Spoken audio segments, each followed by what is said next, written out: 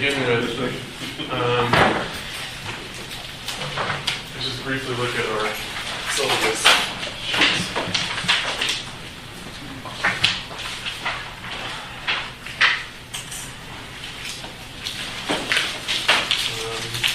Look at what we're going to be doing the next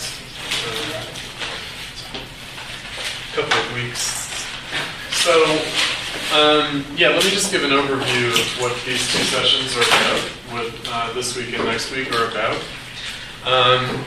In some ways, you know, we had this month now before the Trotsky and Trotskyism series starts in mid-June, and so I wanted to take advantage of that time in certain respects. And so these two sessions are actually quite different, but nonetheless are related. A lot of it is going to involve discussion of Platypus, so there's going to be some meta-commentary that I'm going to provide in terms of, you know, how we think of, you know, Platypus as a project and where we've been going with the syllabus previously during the academic year. And so the theme of democracy and Marxism was called for in a number of respects.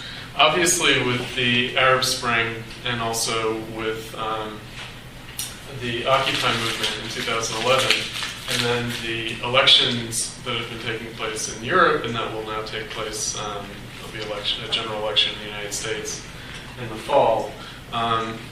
This topic of democracy is something that the organizational committee of Platypus talked about this winter as a topic for us to address through public fora in the lead up to the election in the fall, especially.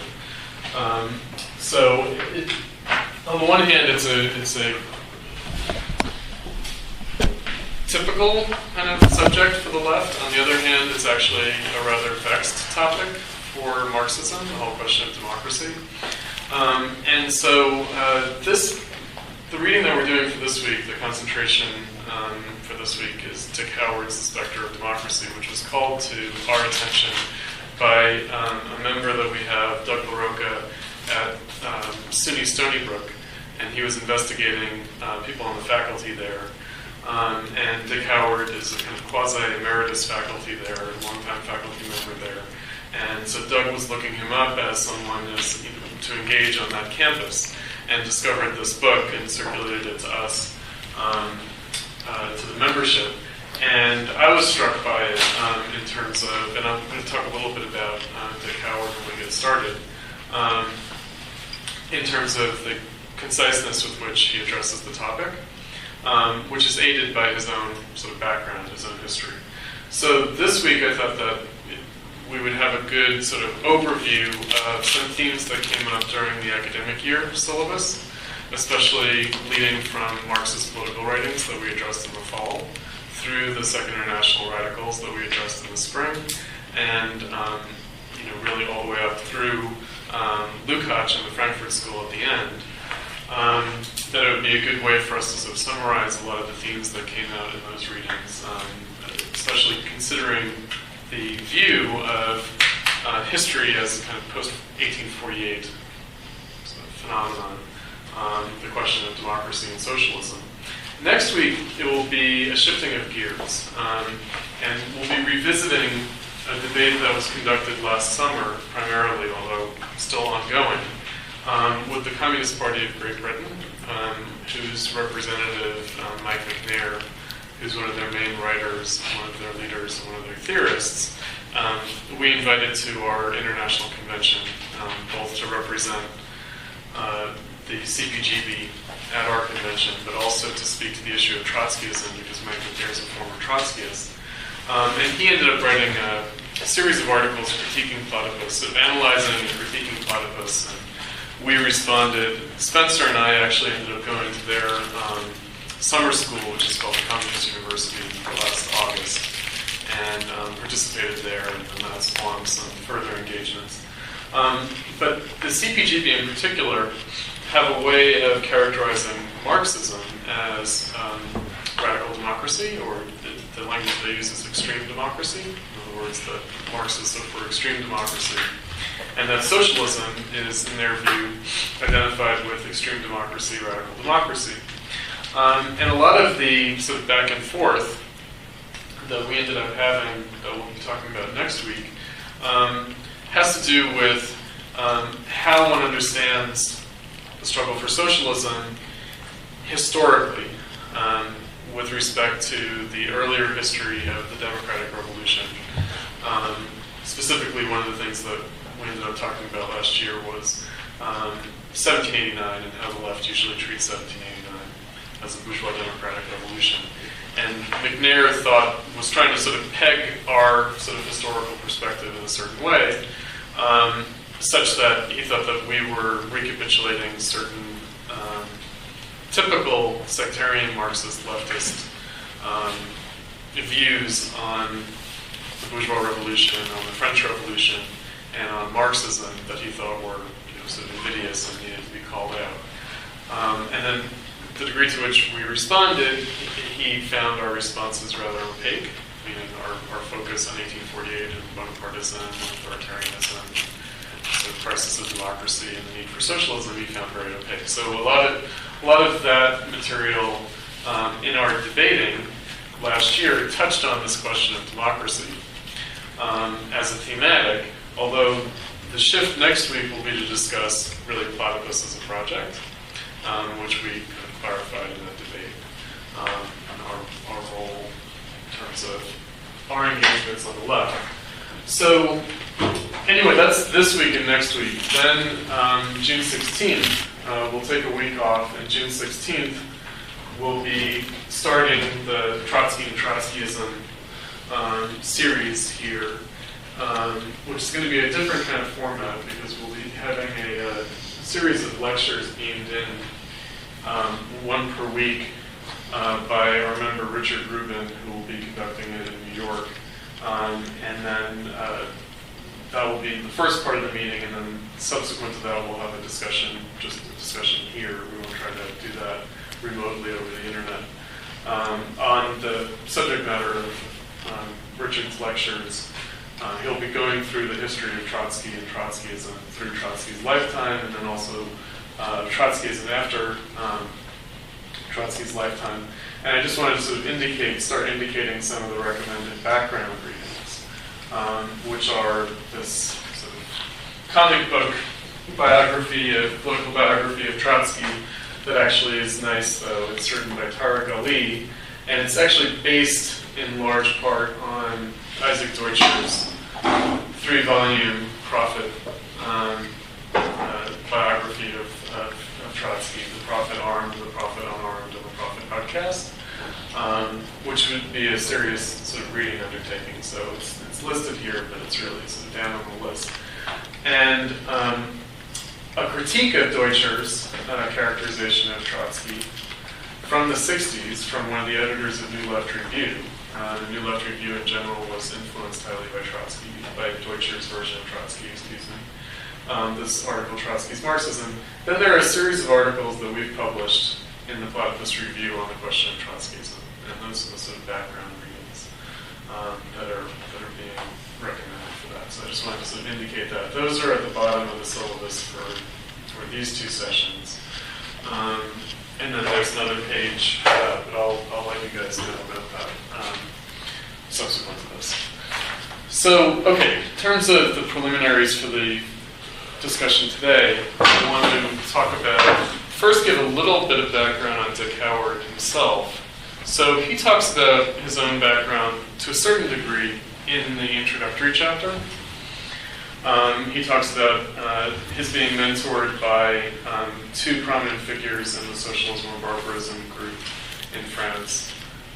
These are former Trotskyists, Claude Lefort and Cornelius Castoriadis. He mentions them. But also Howard, in terms of how he got started, in terms of as a scholar, in terms of his own publishing, he was an editor of the Monthly Review's collection of Rosa Luxemburg's writings in the 70s. And he also did other scholarly work on Luxemburg. And so he sort of started off with a concentration on Luxemburg and certainly began his career, his sort of exposure to Marxism and his digestion of that history as a member of the New Left generation, and as someone who's approaching it from the standpoint of Rosa Luxemburg, as opposed to from the standpoint of Lenin, for example. So Howard is part of a cohort of people who took it upon themselves in the 60s and 70s, but really in the 70s, to kind of lay out a lineage of Western Marxism, as an alternative to Eastern Marxism, as an alternative to Soviet Marxism. And some of that comes out in the text today in terms of the way he's approaching things. And so I wanted to make mention of that. Although, as we see in the introduction and also later in the text, he came to have a criticism of Luxemburg. In other words, he has a criticism of Marxism that also includes Luxemburg. So where he started out was as a Luxemburgist against Leninism, or as a Western Marxist against Soviet Marxism or Eastern Marxism. Where he ended up was being critical of Marxism sort of as a whole, and we're kind of catching him at the other end of a long trajectory. And I would say that Howard, like others, for instance, Stephen Eric Bronner is another character who focused a great deal on Luxemburg. They've come to, what would be uncharitably called a kind of perspective of liberal democracy against Marxism, sort of a kind of anti-Marxist, kind of liberal democratic perspective. And Howard indicates this to a certain degree when he talks about, in the middle chapters of this book that we won't really be focusing on discussing, the difference between the democratic republic and republican democracy. Right, it's one of his categories. The idea being that the French and American revolutions both have this kind of complementary character with respect to one another, where the French initiate what's known as the democratic republic tradition, and the Americans, on the other hand, introduce or initiate what Howard is calling republican democracy. And what he says is that republican democracy is not reducible to liberalism, but is closely related to liberalism. And that's really his interest in terms of the way he's approaching the question of liberalism and democracy is through this category of republican democracy, where the idea is that American democracy, unlike French democracy, is founded on a kind of pluralism and a kind of republicanism, as opposed to in France, where the republic is founded on democracy. Right? And so he's, in a sense, situating Marxism more in the French tradition of democracy than in the American tradition of democracy. And so part of his agenda is to try to reconnect what he sees as a bifurcated path from the late 18th century, kind of a problem with democracy. And he's locating the problems of democracy more on the French side than on the American side, although he does have a critique of American democracy as well. So I think that the way he puts it here is that after 1989, he thought this was an auspicious time after the collapse of Soviet socialism, the East Bloc, that this was a propitious time to overcome what he calls 200 years of error. 200 years of error meaning going back to 1789, going back to the French Revolution, going back to Jacobinism. That now the question of democracy could be approached in a new way and also be recovered in a new way in order to undo the 200 years of error, which he thinks Marx, on the one hand, was subject to the same error as everyone else, but Marx provides resources for getting beyond that error, sort of despite himself. So he's sort of reading Marx against Marx. That's his sort of approach. Now, from our perspective, in terms of this reading group and where we've been coming out of the academic year syllabus, clearly we wouldn't find it necessary to read Marx against Marx in this way. And clearly we wouldn't have a liberal democratic or republican democratic criticism of Marx, on the one hand. On the other hand, Howard is laying out the issues of Marx and Marxism in a helpful way. And so I wanted to sort of talk about the categories that he's using that I think are helpful. even if, in a sense, we're going to have to reinterpret them and, in a sense, free Howard's own categories from Howard's, what I would say are some mistaken premises and also, therefore, mistaken conclusions. And it's as follows. So he starts off his argument by saying, what if we were to substitute democracy for communism?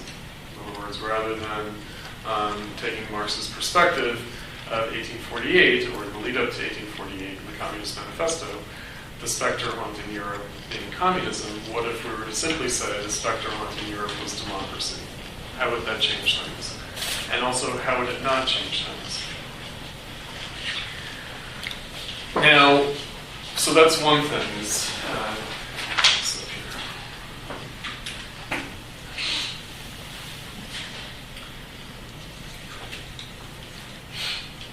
democracy,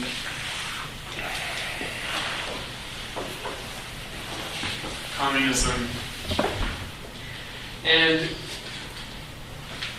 the relationship between democracy and communism in Marx. Now, he invokes this question of Marx as a political thinker, as a political philosopher, that he wants to recover Marx as a political philosopher, as a political thinker. In a sense, he wants to say that Marx was too good a philosopher, too good a political philosopher, that in a sense Marx pushed up against the envelope the limitations of Marx's own perspective in a way that Marx couldn't even, according to Howard, draw the proper conclusions from his own argument, that his argument was too good even for himself. And what he does then, in terms of Marx as a political philosopher, is to talk about a tension within Marx between what Howard calls historical materialism and a more dialectical approach. So, at the level of political philosophy, then, Howard lays out a tension in Marx, and throughout Marx's career, in fact, from the earliest writings, such as The Jewish Question, or the critique of Bruno Bauer on the Jewish Question, all the way up through the critique of the Gotha program, that there's, in Marx, there's a tension between the sort of historical materialist teleology, right, the way Marx situates communism as a telos in history, versus what he's calling a dialectical philosophy in Marx, the dialectical philosophy of politics. And one of the things that he invokes then is Leo Strauss. Right?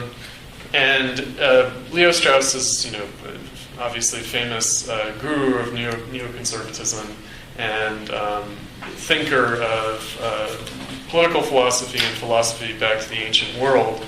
And he reverses Leo Strauss's formulation.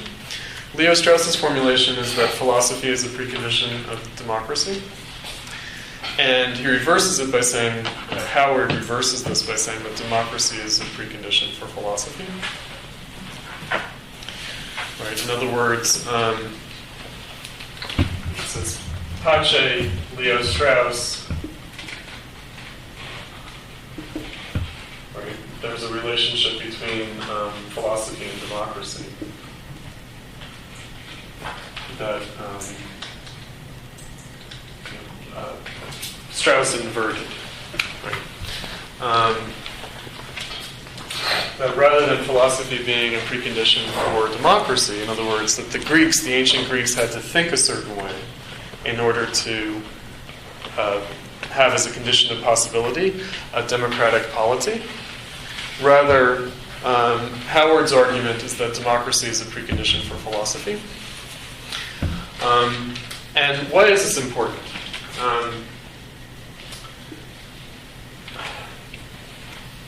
It's important because what Howard wants to do is say that the tension in Marx between historical materialism and a historical materialist telos of communism, and the dialectical philosophy, that the tension there centers around Marx's treatment of social relations. Right? In other words, he says Marx has a kind of robust theory of social relations that lends itself to a proper grounding of democracy, but is inhibited by a historical materialist telos. That the historical materialist telos gets in the way of Marx recognizing the implications of his political philosophy of social relations. Now, that's the other, that's the final category that I wanted to introduce, with social relations.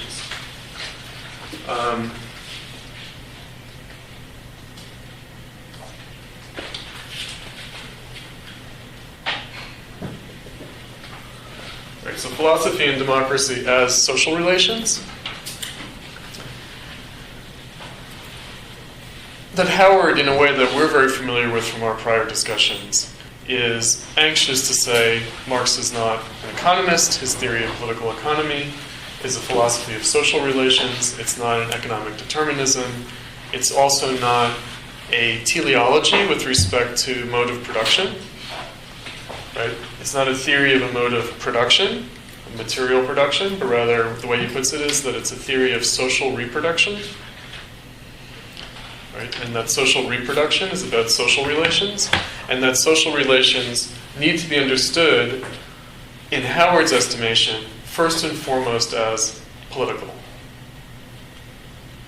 Right, so this is the way he's sort of bringing his argument all the way around, is to say that social relations are not just economic, that when you try to subject the question of social relations to a telos of modes of production, that you lose something with respect to politics.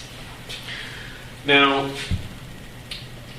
what this leads to, according to Howard, and then I'll sort of finish up my opening kind of summation, is what he calls anti-politics, meaning that what Marxism came to have in common with capitalism itself was a defeat of politics, was anti-politics, what he's calling a kind of totalitarianism of anti-politics. That Marxism became subject to the same blindness with respect to the ends of social life that he thought Marx criticized capitalism as falling subject to. So Marxism fell into the very problem that he thought Marx identified with capitalism. Namely, that capitalism renders certain questions of social relations beyond the pale of consideration and beyond politics, and that Marxism came to participate in that anti-politics, in that totalitarian anti-politics. Now, finally, the last point then that I would want to introduce to sort of push Howard a bit beyond where he himself goes, because I think that he treats democracy in his own way as a kind of a telos, namely that one ends with democracy, and that Marx needed to understand that he had a democratic critique of capitalism. Right. But what that leaves aside, I would offer, is the question of freedom.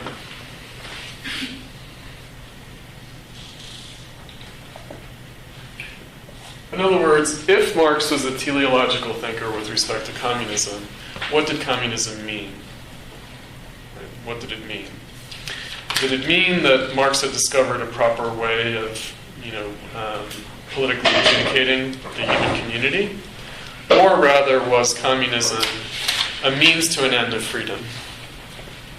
So that's what, paradoxically, gets bracketed out ultimately by Howard, meaning he equates democracy and freedom and loses sight of what Marx thought about communism with respect to freedom. And I would just sort of call attention to readings that we've done and the sort of emphasis that we bring from the economic and philosophic manuscripts, as well as from the letter to Ruga, the ruthless criticism of existing, namely that Marx considered communism to be the next step rather than the end goal. Howard is good at discussing Marx's writings on the Paris Commune, on the Civil War in France. And what Howard says is that Marx approaches but does not see the full implications of the idea of the commune or of communism being not the end of politics but the beginning of politics. I think the way Howard puts it is that what Marx celebrated about the commune was that it would allow class struggle to really begin. Right? In other words, that it wouldn't be the culmination of the class struggle so much as it would be the possibility of class struggle, in the sense of class struggle being the overcoming of capitalism.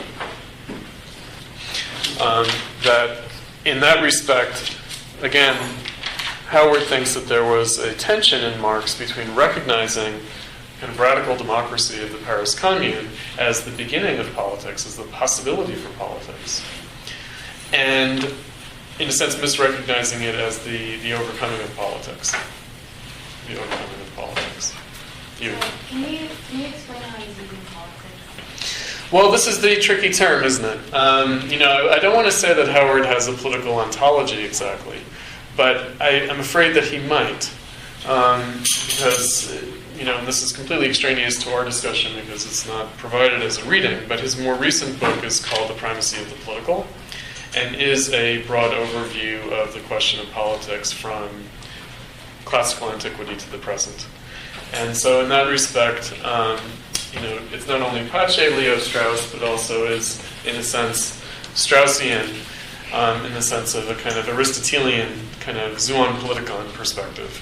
Namely that maybe what makes us human is politics. I don't know what that means. Well, in the sense of struggle over the ends of the community. Right? Struggle over the ends of the human community, social life, wealth. Sorry, I also have a question, and I feel bad because I didn't read the last 6 pages. I didn't know I would be able to take it. But can you, I don't know if it was somewhere else in the book, but can you explain his idea of democracy? Like, what is democracy for Howard? Because there are a lot of different, definitions of democracy, yeah. No, his notion of democracy is that, and this is why he likes Republican democracy, the American version, rather than the French version, the Democratic Republic. For him, democracy is a kind of permanent state of social instability, meaning that it's the lack of consolidation of the community as such. So, more like a minimalist. So I'll just kind of explain, I guess, the 3 major schools of democratic theory as I've come to recently understand them. So that sounds more like a Joe Schumpeter, minimalist conception, where the whole point of democracy is that it's unstable and that the winning member will, or that the losing side, I guess, the people who don't get their way, they won't revolt because they know that they have this possibility of later on gaining power. Mm-hmm. So that's it sounds like what you were talking about. But then the other thing that he kind of, with the commune, and I don't know that much about the Paris Commune, but there's also a participatory mm-hmm. theory of democracy, mm-hmm. which is more like a direct democracy. Mm-hmm. So yeah, I didn't know where he stood on, what his conception of democracy really was, what.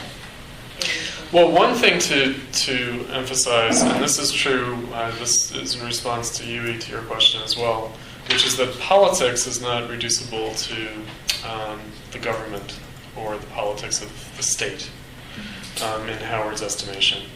In other words, neither politics nor democracy are reducible to the question of the state, but rather also involve civil society, and to use that distinction. And so one of the things that he traces through Marx's work is that Marx, in a sense, has a criticism. He starts that Marx has a criticism of the separation, according to Howard, a criticism of the separation of the state and civil society, but then comes to, sort of through various phases of his work, comes to sort of recognize the vitality of Marx, according to Howard, the vitality of this distinction between state and civil society, precisely in terms of politics not being reducible to the state and democracy not being reducible to the state. Spencer. I mean, I was just going to say that, there is a more generous way to read this category of politics as non-ontological, but as egalitarian. That in these, for instance, on 265, when he clearly, argues that look, capitalism is the democratic society. Right. So that, like Hegel will say that, philosophy is born in Greece, and yet philosophy only comes into its own in the modern world.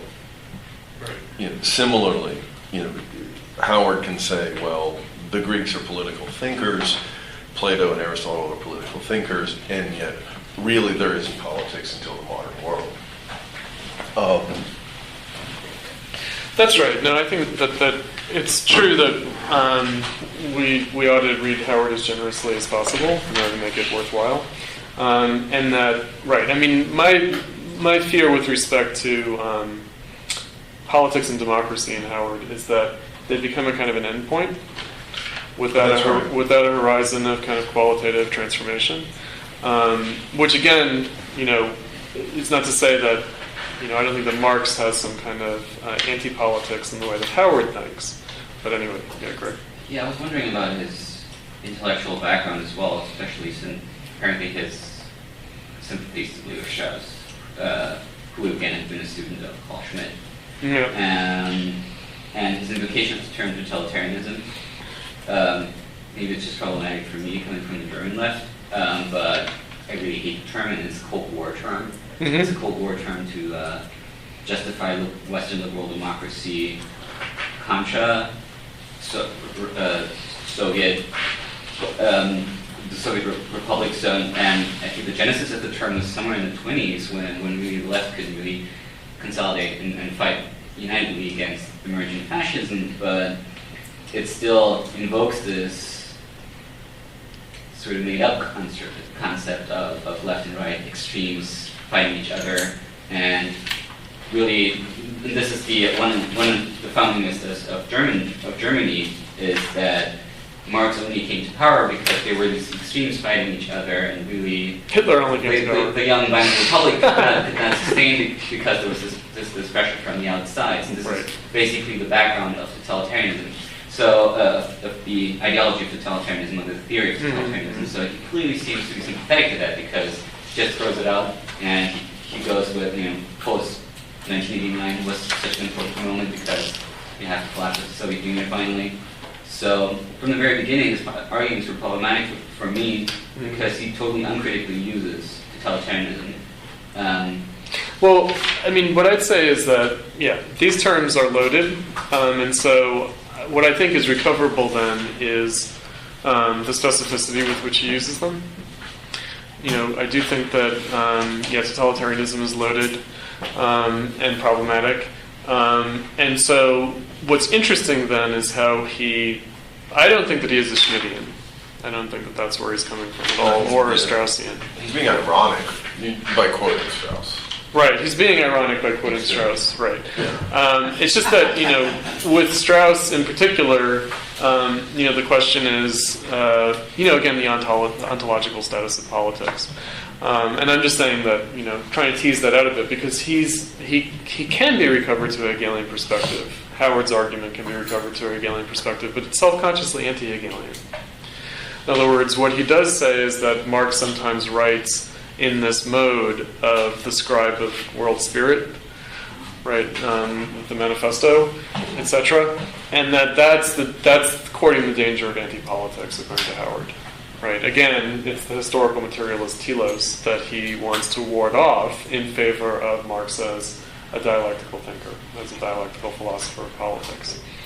And where that leaves Hegel, well, it leaves you somewhere between phenomenology of spirit and philosophy of right. Right. In other words, and there's some other funny little liberalisms that work their way through the text, like, for instance, his invocation of Karl Popper and unfalsifiability. where he basically says, look, Rosa Luxemburg is totally in the thrall of this, because how can you falsify her position? Right? And, that's, in a sense, an irreducible criticism of Marxism, I would say. I would say that, Marxism is, Weltanschauung is does have this funny Hegelianism to it, and therefore is, unfalsifiable in Popper terms, in Karl Popper's terms, and that's just that, meaning... But it's falsifiable once it fails, once Marxism, through trying to influence the class struggle and failing, isn't that a historical falsification? It isn't, according to Howard, because Howard says that the post-1989 world has various temptations attached to it. One would be the celebration of capitalism, per se, and the other would be Trotskyism. He brings that up. He says, look, Trotskyism beckons. I mean, he also talks about Luxemburgism. He says in the post-1989 world it would appear to be the case that Marxism can make a comeback, and it can make a comeback in the guise of Luxemburgism or Trotskyism. And he's anxious to ward off that possibility. And the way he wards it off is by saying that it's unfalsifiable. Luxemburg is the stronger case that he makes, because he basically says Luxemburg has a theory of learning by defeat, learning through defeat. So in other words, that Marxism develops through its own defeats, which Howard thinks renders the question unfalsifiable. Right? In other words, because in no case is the defeat definitive. And so, in that respect, I think that, he's throwing Luxemburg under the bus, which is, really shocking considering that was his first intellectual love. But nonetheless, this is what he's deriving from his return to Marx, namely that there's a tension in Marx. He does think that Marx's own thinking does lead to the totalitarian anti-politics via the historical materialist telos. Why are you not concerned with the critique of non-falsifiability? In a sense, I can use Howard against himself in this respect. Namely that, if you deal with the question of politics as a horizon of kind of social transformability, that's why I brought up the whole question of freedom. Right? The question of falsifiability then, would seem to rest on, does one have a proper conception of politics? It sort of leaves out the question of history. I think that what Howard ends up doing is that he undermines his own argument by bracketing the question of history, and he does that by arguing so strenuously against the historical materialist telos.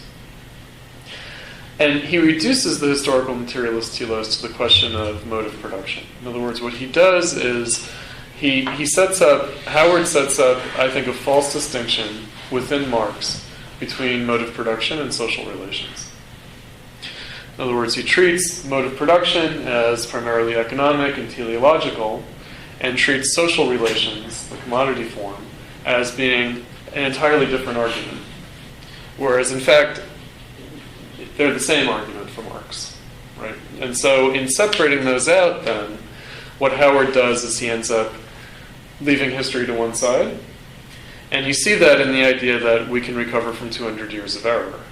Right? In other words, there's a fundamental difference between his perspective on history and Marx's, because he's subsuming Marx within democracy within the bourgeois era, sort of tout court, meaning from the 18th century all the way up to the present, and leaving aside the whole question of the Industrial Revolution. Right. In other words, the Industrial Revolution becomes... I was going to say that in many ways you could... There's a lot more to say about falsifiability in the whole question. Right? That's true. From Rousseau forward is this trend of thinking falsifiable. Right? But I think that one of the weakest parts of his argument really, it does have to do with the question of history, and therefore, even when he's talking about even when he's talking about political economy and Hegel, it's not really clear what he means by liberalism, or how we would think about liberalism. But more importantly, the thought figure that we have of Marx as a critic of socialism, right, has really dropped out, and this really turns on the issue of the Industrial Revolution, right? Socialism as an expression, as the political expression of an emerging industrial revolution, right? And so I think that in many ways some of the weakest readings of Marx, I think probably the weakest reading of Marx, and I think it's symptomatic that he bypasses it, is the poverty of philosophy. Mm-hmm.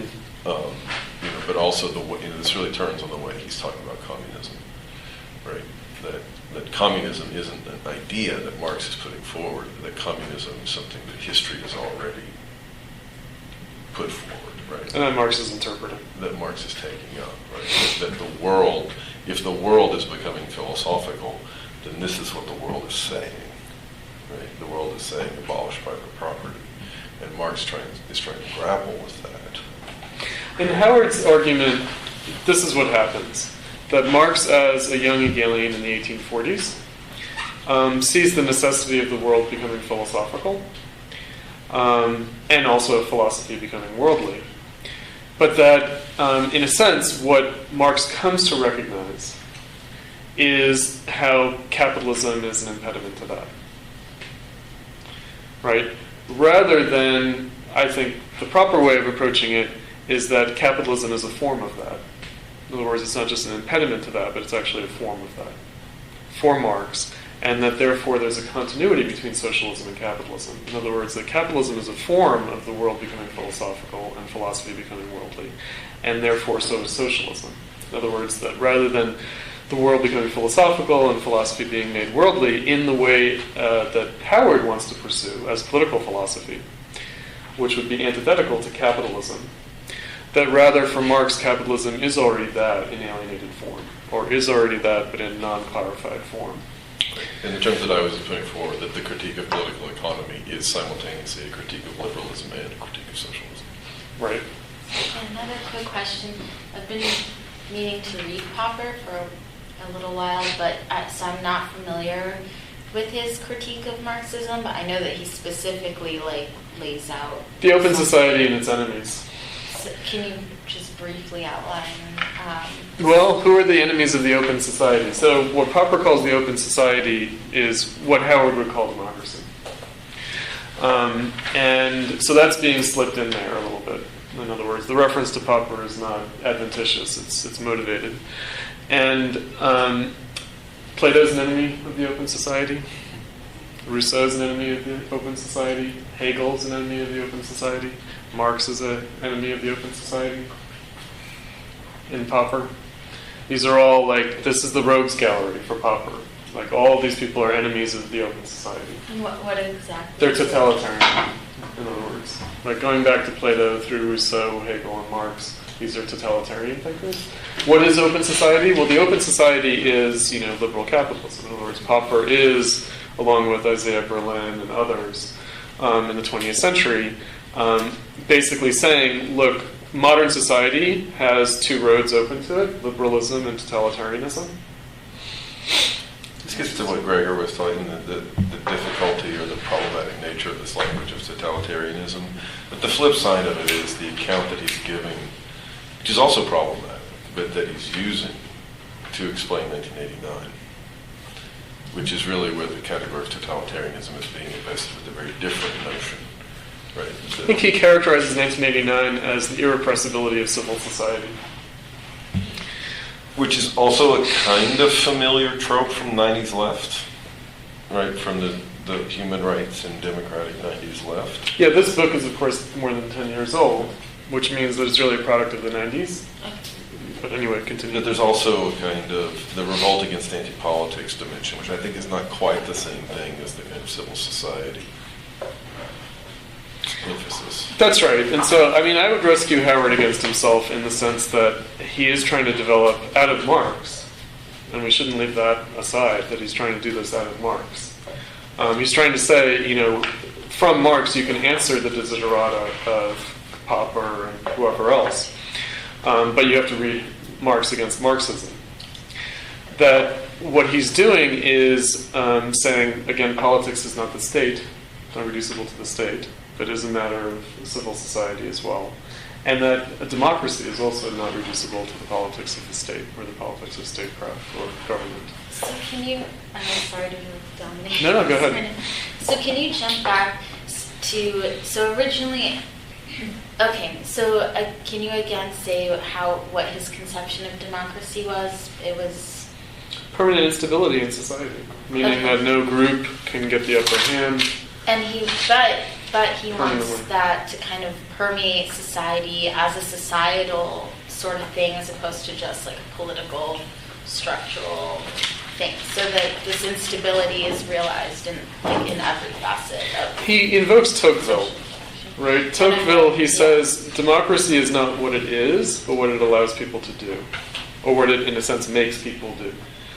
Right, that's the Tocqueville sort of invocation, is that rather than thinking of democracy as a system, that rather it's a kind of an ethos of practice, such that people can then do what they need to do. And so, which is a nice, it's a nice definition, but again, that he has to, in this respect, mobilize democracy against communism. Right, and that he has to mobilize democracy against what he's calling a historical materialist sort of mode of production, telos. It goes back to the problem I emphasized earlier, namely the attempt to separate the question of mode of production from social relations of reproduction. I mean, in that sense, the only point would be to say that that's already what Marx is doing. That in a sense, he thinks he's recovering Marx against Marx, but he's actually just recovering Marx. That's what is happening. I do think that's actually an interesting idea, though, to look at democracy as constant instability, but then to like think of it not as like this minimalist thing where it's just about like whoever's the elites at the top, but actually like a whole societal thing. And there's another thing I read recently was, I think his name is Sheldon Wolin. Yeah, and he talked about democracy as continually being just this one revolutionary moment. This is where we're going to get to, actually. That's good, yeah. So that does strike me as kind of compelling, as this idea that, but Wolin would say democracy is completely unsustainable. Like, you can't have democracy like as a system. Like, you can only have democratic moments. And when I read Wolin, I immediately thought of 1917 as maybe like trying to figure out where he was, and I don't know if I agree with all of his formulations, but that particular bit does seem interesting. Right. I mean, one way of thinking about it is, it would go back to like a Thomas Jefferson perspective, that every generation needs to have its revolution, and that the revolution needs to be watered with the blood of tyrants and patriots. Right? Namely that, that democracy is only democracy when it's revolutionary. Now, where I think this is of interest is with respect to thinking about bourgeois society.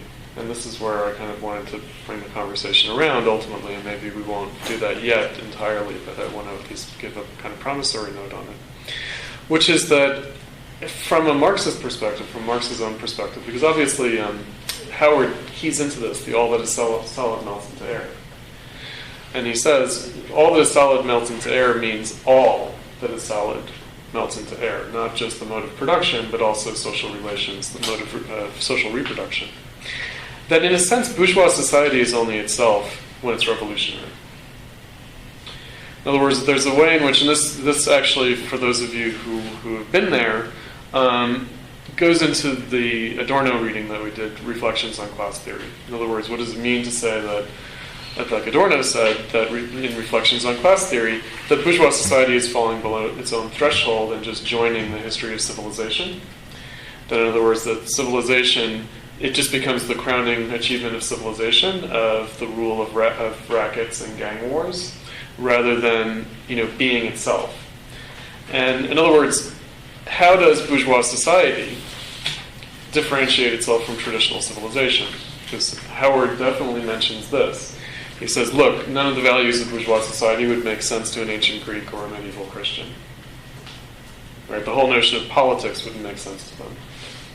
Right? However much we might draw upon ancient thinking on this, that we're in a new epoch.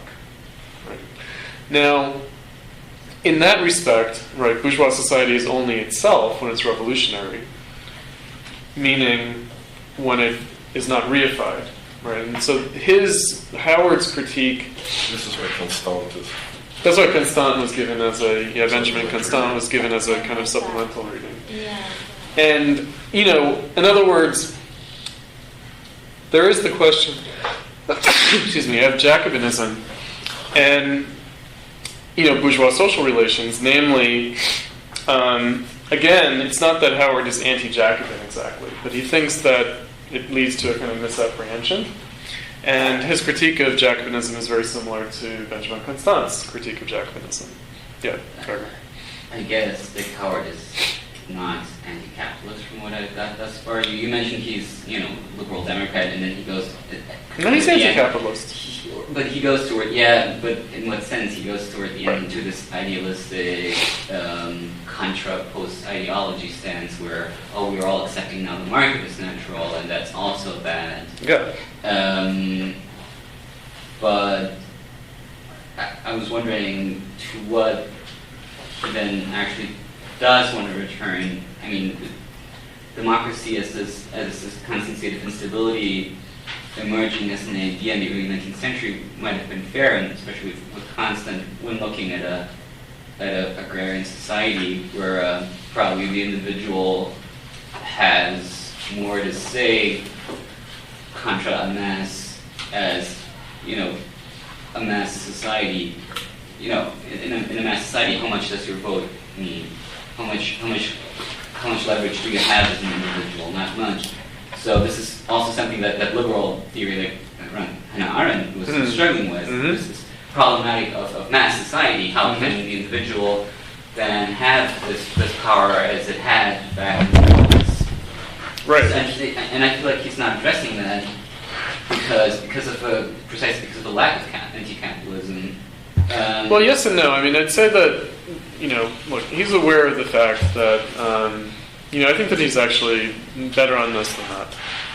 I think that on the question of capitalism, he talks about it in terms of alienation. I mean, one of the ways in which he's sort of Hegelian against Hegel in a certain respect is that he's trying to recapture a kind of Rousseauian notion of alienation. Meaning, the meaning of alienation there is different from in Marx. In other words, what Marx does is give the concept of alienation a kind of different register, meaning unfreedom. Whereas for Rousseau and Hegel, there's a way in which we're only free insofar as we are alienated. Right? In other words, alienation is a category of freedom. That Marx does something with that rhetoric and changes it a bit. Because on the one hand, we still live in bourgeois society. On the other hand, we live in capital. Right? So that sort of contradiction between, on the one hand, social relations of the commodity form, to use what Howard focuses on, that's bourgeois society. On the other hand, proletarianization, alienation in the Marxian sense, not in the Rousseauian or in the Hegelian sense, but in the Marxian sense, of capitalism, in other words, society serving capital, that alienation is different. Now, what Howard does is he sort of effaces that difference. And he says, Marx is a theorist of alienation, in the sense of alienation being constitutive. In other words, he sort of reinterprets the concept of alienation back to the kind of Rousseauian and Hegelian sense of the term. And so, I mean, I think that he's good up to a point. I think that when he goes... Just follow up on this. I mean, what's strong about Howard, in a sense, is that he's reading Marx's argument on capital as political. Yeah. The work capital is a work of politics. What's weak is the way in which Marx's critique of democracy falls out. Right. That even though, and I think that in a very different, there's a very symptomatic way in which he's dealing with Proudhon as a kind of attempt of, as a socialist. There's also something very symptomatic about the preoccupation with the 18th Brumaire. Because this is the text that's really rankling for him, right? And, for Howard, yeah. And in the Civil War in France, in terms of democracy as political self-domination in the context of Bonapartism.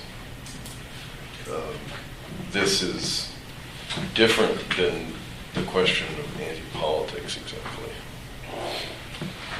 That's right. So, right. I mean, in that respect... How is it different? Well, it's different in the sense that it's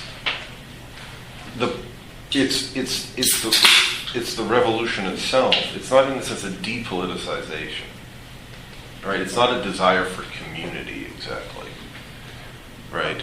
That is generating Bonapartism. Right? It's not a desire. It's not anti-freedom, right? It's not like it's not an attempt to like put an end to the change or to the flux or something like that, which seems to be his idea of anti-politics, that you can somehow like cede the question of democracy, that you can cede the question of your democratic freedom to some market or to political authority, Volksgemeinschaft, or to the workers' state and the party. Right. Bonapartism is really the more, I think, but it's also the way in which he's reading the Frankfurt School is weak. That it is an actively political form of self-domination. And this is where I think even the issue of the phenomenology and the logic of capital is a little strange, because he's not really talking about what we would call like working through modes, working through fetishism or misrecognition, right? Rather, capital as a politics, capital as a political system simply is reduced to the issue of, well, there's a problematic nature to a society based on wage labor that generates a kind of political problem. But the specificity of that problem drops out. Would drop, because it would require a much deeper specification of the Hegel-Marx relationship, of the question of totality, etc. I mean, what he turns it into is an abdication of politics. In other words, where he says that people just have to realize that the alienated world that they live in is their own creation. Mm-hmm. And so it really, it's weak at that level, meaning that it's good that he's posing that as politics, and not just economics, right? It's good that he's posing it that way.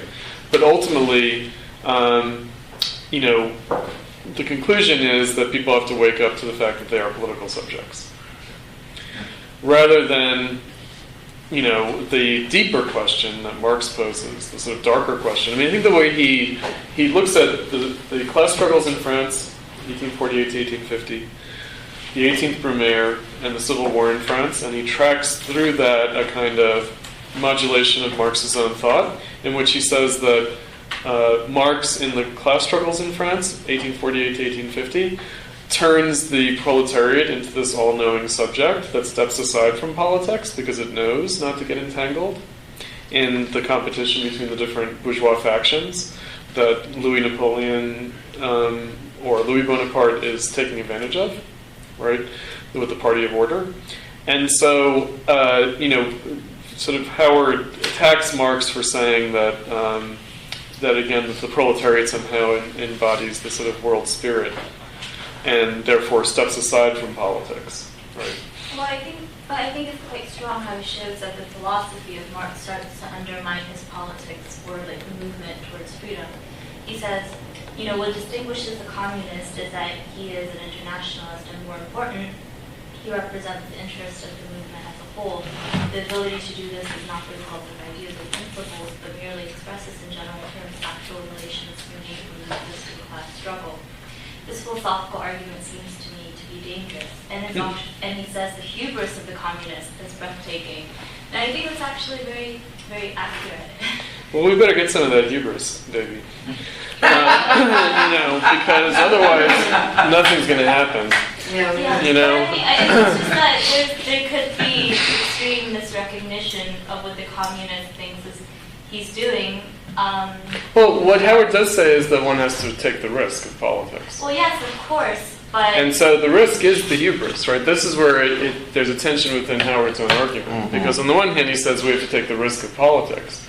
We have to take the risk of being wrong. He thinks that the historical view of Marxism is a way of trying to nullify the risk, right, by turning it into a kind of telos, rather than the risk of history. In other words, that is the risk. And again, he's conflating, in a sense, pseudo-Marxism with Marxism, with Marx. And, he's turning it into a kind of Stalinized, he's basically saying, look, because the Stalinists could derive their view from a kind of, a reading of Marx as a historical materialist, therefore the problem must be in Marx. But I think it should still be addressed how one could best avoid this hubris.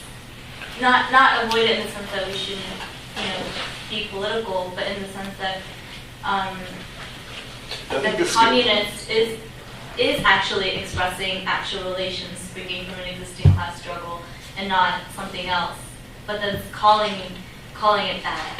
I think that Howard thinks that communism was based on the class struggle. In other words, that this wasn't just a just so story. It's rather, for Howard, a dangerous way of apprehending a reality. In other words, Howard's not denying that there was a reality, that there was a historical dynamic of class struggle. It's just that he thinks that Marxism left itself open to steering that dynamic into the swamping of politics, right? It's not that that was a myth, but rather what one did with that, right? In other words, that there are two ways of thinking about class struggle. One way is to think about it in terms of what the late Lukács would call the process of democratization, right? That Howard's fine with, right? But if the class struggle is meant to finish off politics once and for all with the victory of the proletariat, that's what he's afraid of, right? Now, and the question is whether you can deal with that as a problem, as an error. Right. Right. Error. As error. Right. That you could in some way recover Marx in a way that would preclude making that mistake. Yeah. That's why I brought up the whole question of risk. Meaning that what we could say is that the risk of Marxism was Stalinism. But not because of deficiencies of Marx's own thought, but rather because, of the fact that Marxism keys into an already existing historical dynamic. A dynamic of class struggle that Marx recognized as leading to Bonapartism, in fact. In other words, and what's good about Howard is that he recognizes that the question of anti-politics is not attributable to Marxism. That it's endemic in modern society. That democracy itself can turn into its opposite. That's what he says. He just wants to recover. It's a funny tension within his whole approach. Because on the one hand, he's saying Marxism was not free of this endemic danger of modern society, of modern democracy, nullifying itself. But Marx is, in a sense, the key to solving that problem. Right? He's saying both of those things. He's saying, Marx may not have been fully free of the problem, but he's got the keys to it. Right? And I think that that's like a really strong sort of point. Because, others in his cohort, like Andrew Arado or Stephen Eric Bronner, they've just tossed Marx completely. Whereas he's saying, there's at least a tension within Marx. Our point would be that Marx is not under any obligation to be free of the problem. Neither are we. Those lines from the manifesto, and his anxiety about them, that the communist is there to point out the line of march, etc. I think this is what Chris is getting at in terms of saying, what about the issue of freedom? Right, because that whole issue is for Marx, right, when he says the communist, right, in those sections, right, what he's talking about is the inner potentiality of society. Right. That's what he's talking. He's talking about the potential of capital to realize and abolish itself. Right. That's what that's about. Right. And he thinks that the demand, right, he calls that person the communist because Weitling and other communists raise the demand for the abolition of private property. Right. Which Marx thinks points in that direction. But doesn't guarantee it. Doesn't guarantee it. I was wondering about how is Nick Howard political and how is he pro-class struggle? Because you mentioned that Marx regarded communism as the next step, not the end goal, and this is a phrase that Howard avoids citing from the German ideologies, saying that communism is a movement and not an ideal that needs to be realized, that a movement that supersedes the present condition. So that was, for me, always a very highly political statement by Marx and Engels from the German ideology. Mm-hmm. But maybe his problem is that there's, in liberal theory, this angst, this anxiety toward causes and movements. Like for Hannah Arendt in the origins of totalitarianism, everything that is close to a movement is already sort of has a kernel of totalitarianism, just driving towards totalitarianism. And so I was wondering, what is he then struggling for? That sounds to me totally anti-political precisely because he's so afraid of a cause. I mean, what then might lead to what he calls in the last paragraph totalitarian idealism. So what do we want to get from these texts? That's basically the question. Well, all right. So capitalism and democracy, if we were to parse it out that way. What Howard thinks is that democracy itself is subject to the same blindness and danger as what Marx characterized in capitalism. And Howard agrees with Marx on that. In other words, he says, yes, capitalism can become blind to its own premises and therefore can become a trap, a kind of an unfreedom. And that democracy itself is also connected to that. Now, the virtue of Howard is that he's linking capitalism and democracy. In other words, what we would call sort of modern bourgeois society. That in a sense capitalism is democracy or democracy is capitalism. That one can talk about democracy as the political aspect of the social relations of the commodity form. Right? This way of thinking about it is, what kind of economy would democratic subjects in bourgeois society produce for themselves? Capitalism. And what kind of politics would commodities have for themselves? Democracy. Or in other words, if the idea is that this is a social theory, that the commodity form refers to the form of social participation in modern society, then in fact, as commodities, or as subjects of the commodity form more precisely, humans in this society generate for themselves two things, democracy and capitalism. And that, rather than the assumption being, because there is a kind of vulgar Marxism that would say that democracy is anti-capitalism, right? That would reduce the question of capitalism to concentrated private property and leave aside the question of social relations, right? What Howard says is that the problem of capitalism is not reducible to private property, to the concentration of capital. In a sense, the problem of democracy as authoritarian is also not reducible to the concentration of capital or the concentration of political authority, but rather inheres in the social relations themselves. That really is the argument. Yeah.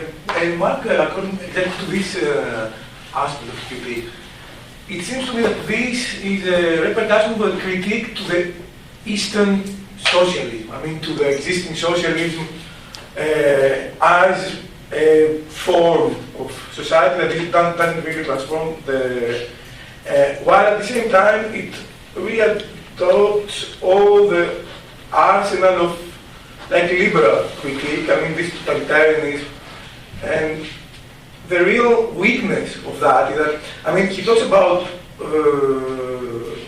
liberal, democratic republic and republican democracy seemingly in favor of the Republican democracy, also of the political aspect of it. I mean, this distinction is as well a distinction between the political revolution and the social revolution. Mm-hmm. And he doesn't really talk about it. And in fact, not talking about it, he doesn't talk about the subject of, the real subject of this social transformation. I mean, he critiques Marx in the Capital for the tendency of, I mean, for the certain determinism, but he doesn't take into account that Marx is talking about this social transformation, I mean, for the proletariat as a subject, as a, Right. of this transformation. I mean, he completely eliminates the question of subject. Right. So that I think that he goes after the tendency of the rate of profit to fall, right, in his reading of Marx, as something that's restricted to the agency of the capitalists, right? That he sort of leaves aside. I mean, I would say that he's good at following Marx up to a point. But where he falls off is on the question of, what we would call Bonapartism or authoritarianism, namely the attempt to solve the problem of capitalism politically that you see starting in 1848. Namely, that the state takes on a different role, that violates the kind of classical liberal notion of, the sort of minimal state and whatnot. And so, in that respect, the working class, I wouldn't say that Howard is hostile to the working class as a subject, but what I'd say is that he sees the working class as a democratic subject, right?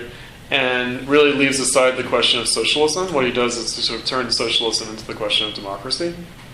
I mean, he's pretty upfront about that. He says, would Marx read any differently if you just substitute democracy for communism or democracy for socialism? He's very upfront about that, about the sort of thought experiment he's engaged in. Now, that being the case, right, then the question is it reducible to that? That turns on this whole question of the insufficiency of the democratic revolution, or maybe what you're calling the political revolution versus the social revolution. I mean, that is where I wanted to sort of take the discussion, namely, because there is, in a sense, a ready-made counter-argument against Howard from the history of Marxism, but I would say that we have to resist the ready-made counter-argument. The ready-made counter-argument would be the insufficiency of democratic revolution. And that, in a sense, the democratic revolution simply constitutes capitalism, and that what we need is a social revolution, not a political revolution, etc., etc. I would say that it's more complicated than that, looking at Marx's own treatment of this question, and also looking at other figures that we've looked at in the reading group previously, like Lenin.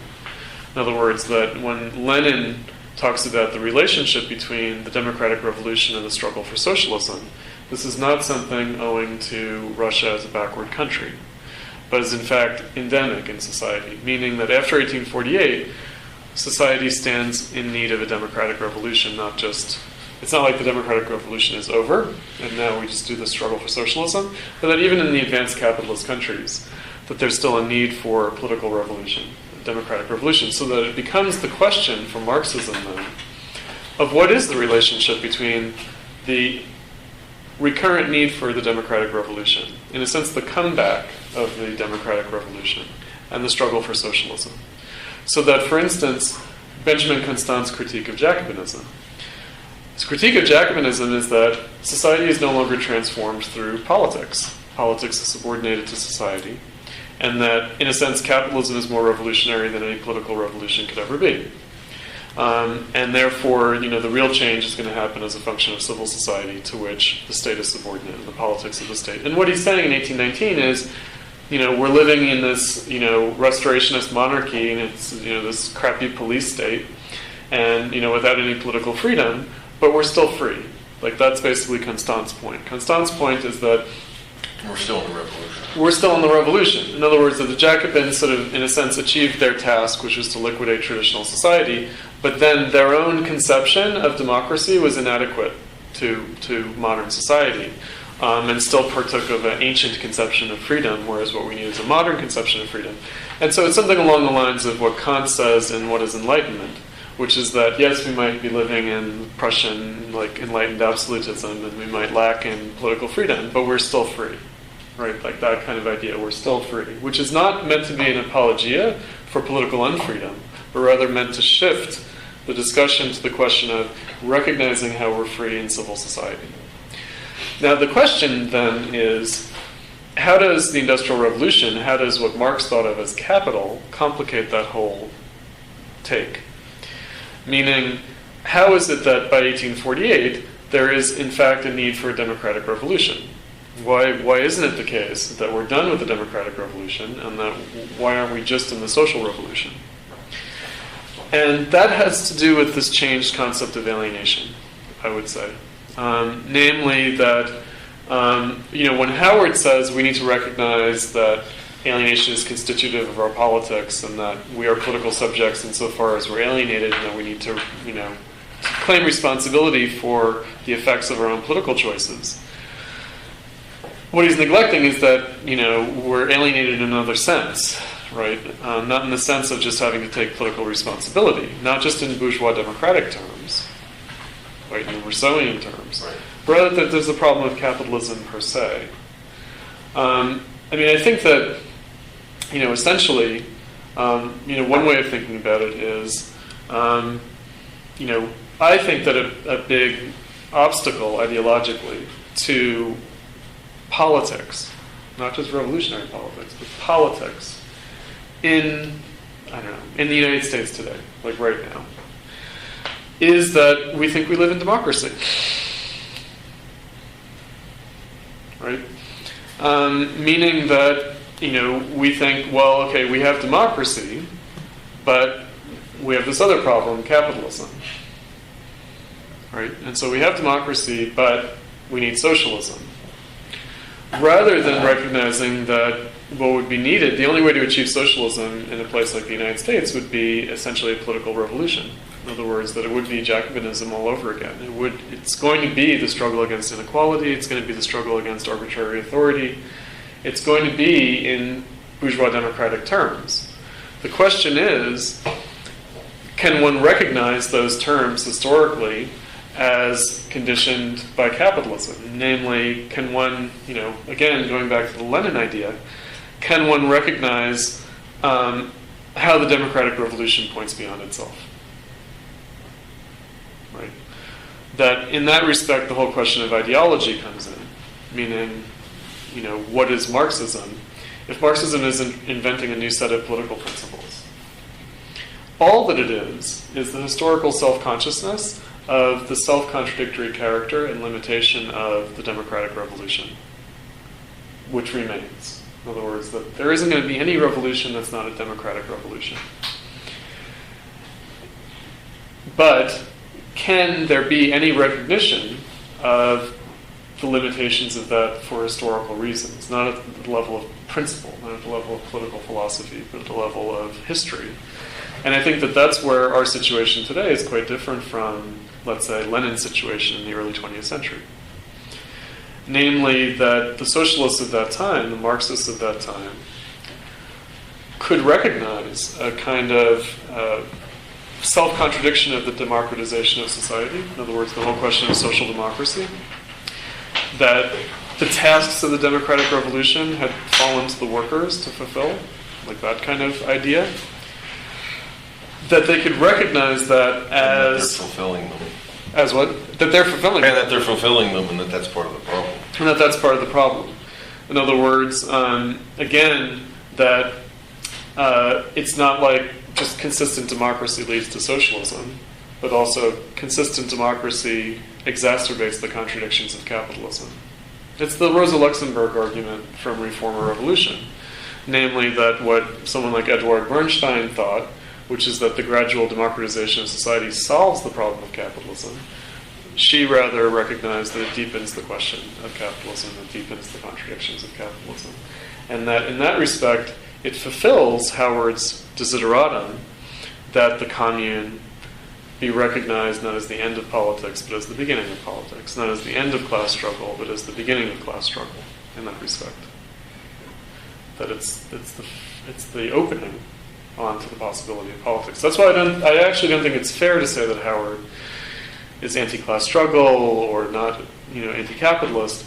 But in a sense, what he does is he insists that this is all explicable within, in a sense, already within the most radical implications of bourgeois democratic kind of categories. I guess what turned me off is this differentiation between the early young idealistic Marx versus the mature Marx, and it sort of sounded like, and that in Capital, if you really want that as strong as it sounds totally like value critique to me, which value criticism is really anti-political, I think, because it's so, the translation of Michael Heinrich's critique, Introduction to Critique of Political Economy, should be coming out soon, where he totally disregards, where he talks negatively of working class Marxism, where worldview Marxism, which has been the problem from the very outset. Well, Howard avoids that problem, because what you get in the German scenario, and I don't know about the relationship between Heinrich and Robert Kurtz, for example, who's another kind of, sort of character in the mix in Germany, but Kurtz wrote something in the 90s in which he said that the working class is the ultimate bourgeois subject, and that's why it couldn't be emancipatory. Right? Whereas, in a sense, our point would be... It's only because of that. It's only because the working class is the ultimate bourgeois subject that it can be emancipatory. Right. It's a complete inversion of that. And there's a way in which that's what Howard is saying too. Right?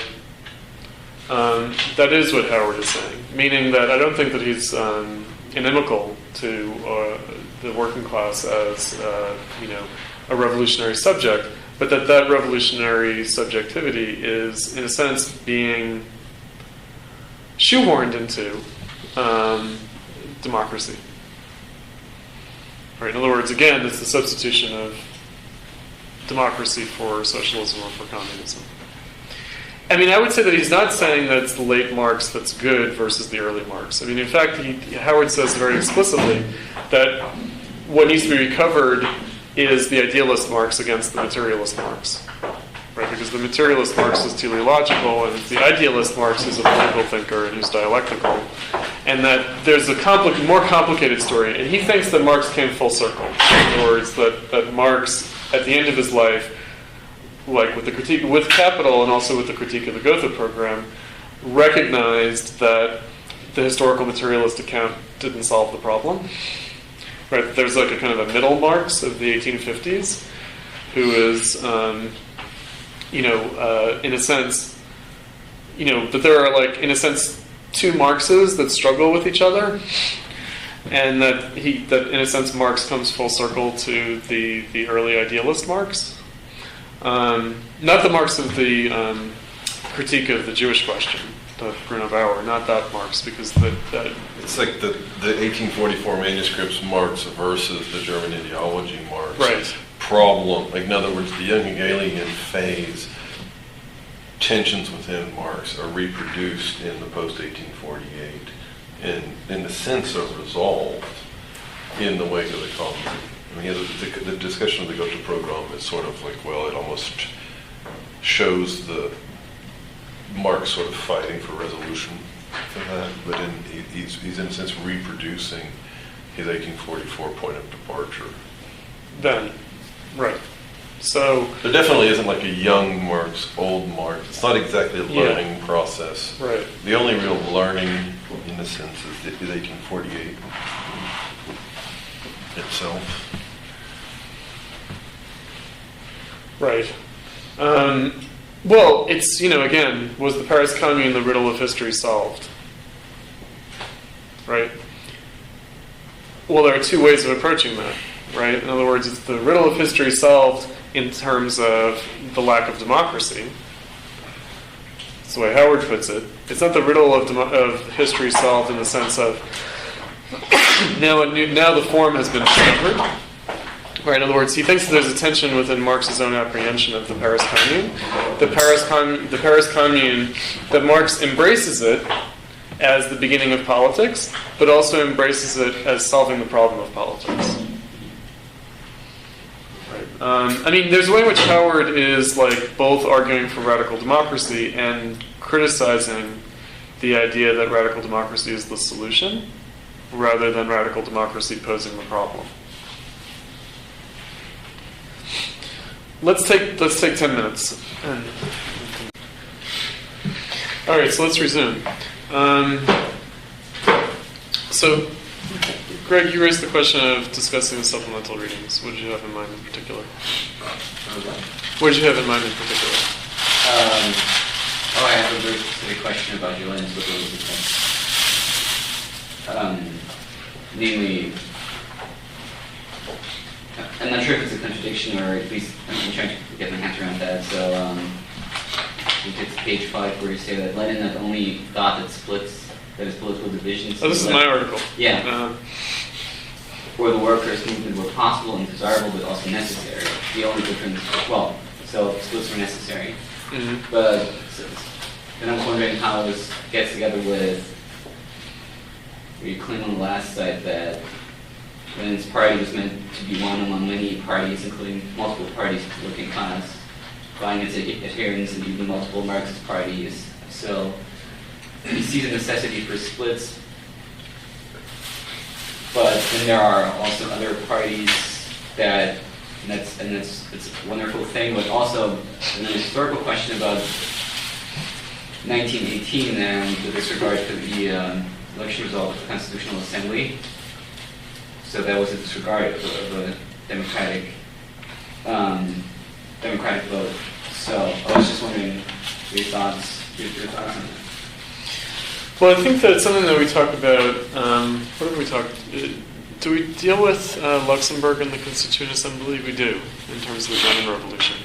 So one of the famous criticisms of Lenin that's made within Marxism, or within sort of revolutionary Marxism, is in the unpublished, within her own lifetime, Luxembourg pamphlet on the Russian Revolution that she withheld from publication. So why did she withhold it from publication? Specifically because of the Constituent Assembly critique. Because she has another article that she criticizes the Bolsheviks. She has 2 articles in which she criticizes the Bolsheviks. One is called The Russian Tragedy, and the other one is The Russian Revolution. She publishes The Russian Tragedy, which is mostly a criticism of the Bolsheviks' peace agreement with the Germans. And she withholds from publication the criticism of the dispersal of the Constituent Assembly, because she thought that, ultimately she thought that her appraisal was based on false information, and also because she thought that it was true that the workers' councils had superseded, the Soviets had superseded the Constituent Assembly, so that when, in the German Revolution, she criticized and opposed Kautsky on the Constituent Assembly, meaning the OSPD. Kautsky's perspective in the German Revolution was for a Constituent Assembly, and Luxembourg and the Spartacus Fund came out for the workers' councils, supremacy of the workers' councils, or in the Russian terms, all power to the Soviets. So why is that not undemocratic? Well, I mean, there are several arguments that I guess people have made, and I don't know exactly how I feel about these arguments ultimately fully, but I can give the standard argument, which is that the elections took place before the Bolsheviks had sort of won a greater majority than they had ultimately, and that not only the form had been superseded, but also the results, the election results, had become dated. So that's one argument as to why it was not undemocratic to disperse the Constituent Assembly. But this is the standard, what I'd say is the standard liberal criticism of the Bolsheviks. It's Kautsky's criticism of the Bolsheviks, certainly, but it's also the liberal criticism of the Bolsheviks, which is that they dispersed the Constituent Assembly.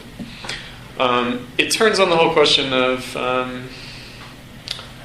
one understands workers' democracy, dictatorship of the proletariat, all of these kinds of matters.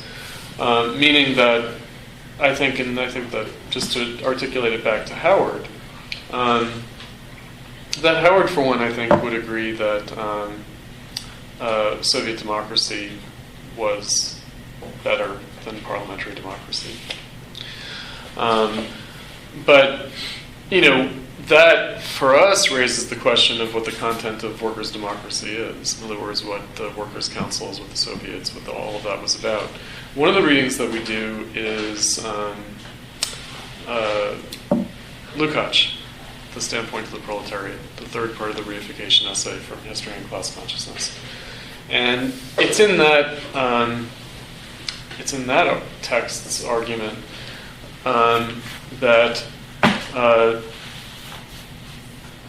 the question is broached of workers' democracy itself being a form of reification, being a more advanced form of reification, but nevertheless a form of reification.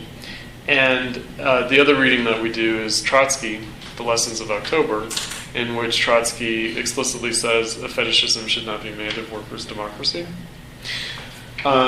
It also goes back to an argument that I know that I cite in my Lenin's liberalism piece by Luxemburg in the 1905 revolution, her mass strike pamphlet, the mass strike, the trade unions and the political party, in which Luxemburg offers the perspective, and I think that this is something that she has in common with Lenin because she wrote that pamphlet literally while living with Lenin. And there was a lot of cross-collaboration at that time between the two of them. That there are different levels of politics. In other words, that there are different political forms. That one of the problems that one has on the left today, on the Marxist left today, one of the symptoms of disintegration on the Marxist left today, is what I would call the split between Marxists who think the party is the form, Marxists who think the workers' councils are the form, and then Marxists, but also syndicalists, like kind of anarchists, who think that, like, unions are the form, right? Or the sort of, so you have like council communism, you have syndicalism, and then you'd have sort of vanguardism. And the question is, how were both Luxemburg and Lenin neither of these? In other words, that they were not vanguardists, nor were they council communists, nor were they syndicalists, but rather that politics took place at different levels for them. In other words, that there was an articulated non-identity. And, for instance, even in the social democracy prior to World War I, the unions were associated with the SPD, for example. They were, in a sense, the SPD's own creation, but they were different organizations. In other words, the working class had its unions and it had its political party, and that what Luxemburg pointed out in her mass strike pamphlet was that the strike committees were themselves something else. In other words, the strike committees were themselves not reducible to either the unions or the political party. And then we could say, even beyond that, the whole question of workers' councils.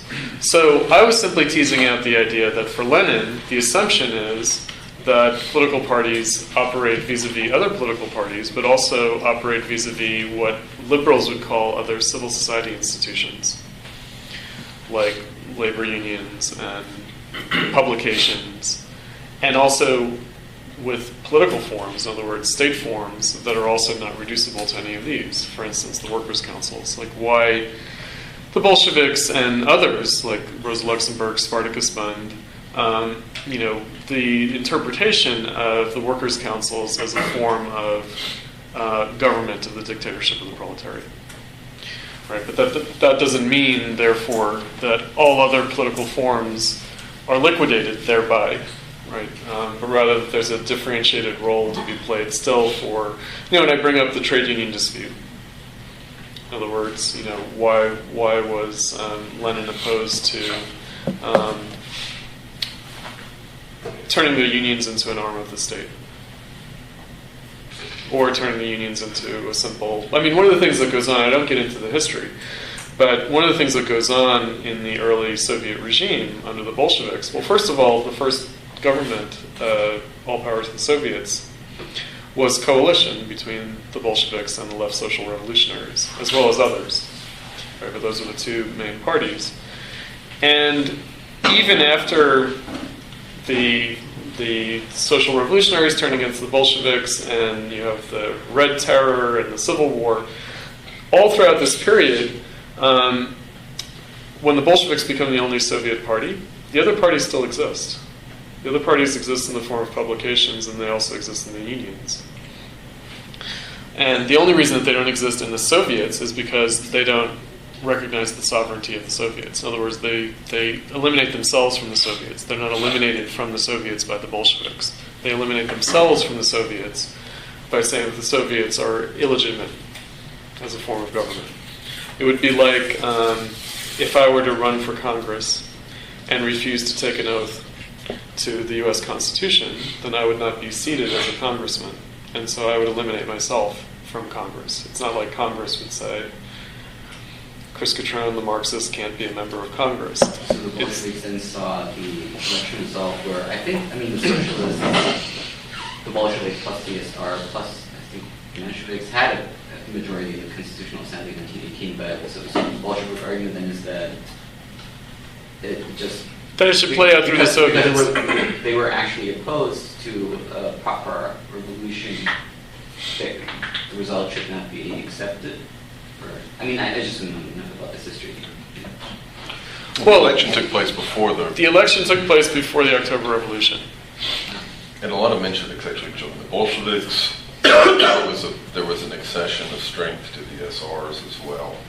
I think it's the right SRs who have the plurality of the Constituent Assembly vote.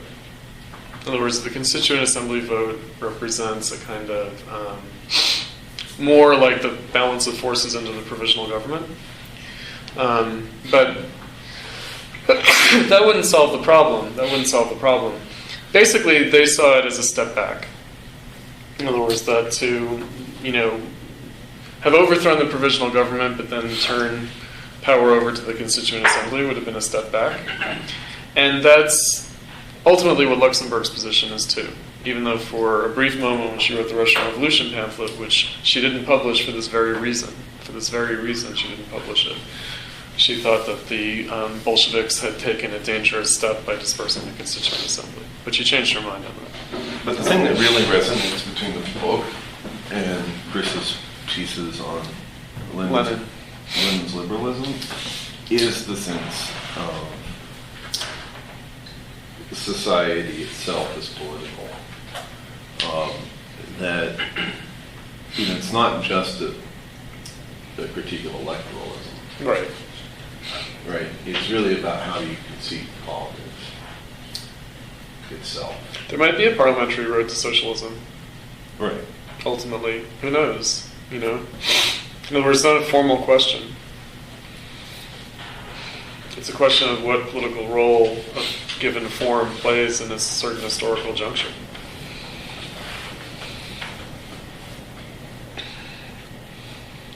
But in that moment, it was parliamentarism versus the workers' councils. And so that's, how it played out, right? And so, it's not, again, I guess the anarchist critique of parliamentarism is that it's the critique of representation.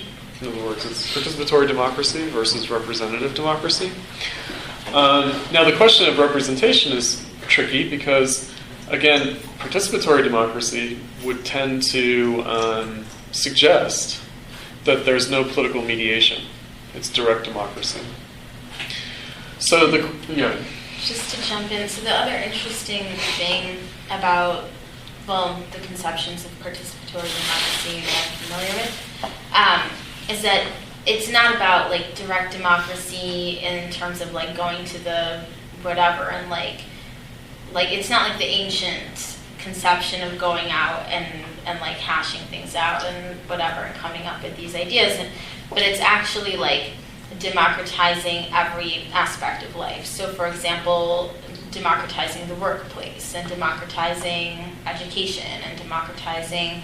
So it's not just about decisions of the state, but it's about all of society. Right, and that's the point. I did a rejoinder to the primary article because of the critique that was given by a Marxist humanist, David Adam. And, where I said, for instance, that one could argue, for example, that production, a firm, the site of production should be democratized, on the one hand. And on the other hand, would that site of production be only answerable to its own employees? or would it be answerable to society as a whole? In other words, is a given enterprise or a given site of production or whatever you call it, however you define it, is it a social resource, or is it only the resource of those people? Right? And so that's where, again, there are different levels at which politics would need to be mediated. In other words, that you could say that a given site of production has to be answerable democratically to society as a whole, as well as answerable to its own members. Right? So, again, I was dealing with things at a fairly primitive, like I was laying things out at a fairly primitive level of social imagination. I think because I think that that's what's called for today, meaning that that's the most the left gets hung up on these kinds of, what I would consider to be extremely naive, primitive kind of questions. But nonetheless can't be, entirely dismissed because, we really are back at zero, I think, in terms of historical experience and political forms. I don't think that we're in a position where we simply build upon the experience of the past. I think that experience has largely been liquidated over the course of decades. One of the things. Why? I agree with you, but I would like to hear why. Why? It's been a complicated process, meaning that, one thing that we critique is, for example, that the left really does not have a vision, an imagination, or a kind of desire to take power. Right? In other words, change the world without taking power, the John Holloway, title of his book. Or the Badiou. It's a good thing. Right? And it's a very good thing. Oh, well, it's a good thing that the left, as it's presently constituted, has no desire to take power, because it would be somewhere between the Khmer Rouge and something. Like, it would be, some kind of Sendero Luminoso kind of action. Sure. I mean, the joke that I made when Spencer and I visited the CPGB last year, did I say it just to you, or did I say it to someone else? I don't remember. I think I did say it to someone else. Anyway, they were all these various European leftists, and I think I said something like, if the SWP Britain, the Cleffites, if the Trotskyists in Britain came to power in England, and if the new anti-capitalist party in France came to power, and if Die Linke came to power in Germany, what would happen is that World War III would ensue because the U.S. would attack it as fascism, and that the U.S. would be right.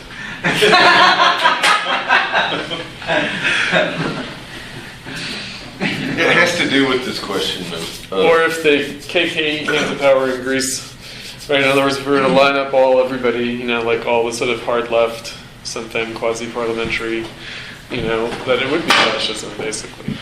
Obviously not, but in another sense, it's obvious. Why obviously not? Because they're not going to take power, right? So that's the other wrinkle of it all. Yeah. But in very broad terms, one of the ways in which the syllabus plays out is that as Marxism grows,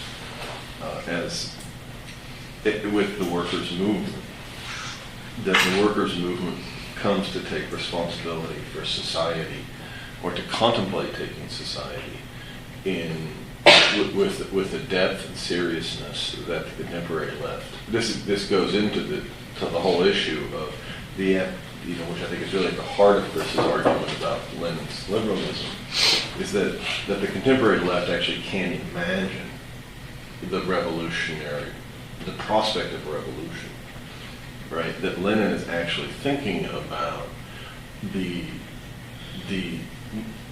totality of ways in which society is politically mediated. Well, the second international parties are taking power. Right. In other words, the SPD takes power in Germany. The provisional government is, comprised of socialists. It's the social revolutionaries who are not in the Second International, but it's also Mensheviks. And in that respect, politics means a political crisis. In other words, the revolution is a political crisis.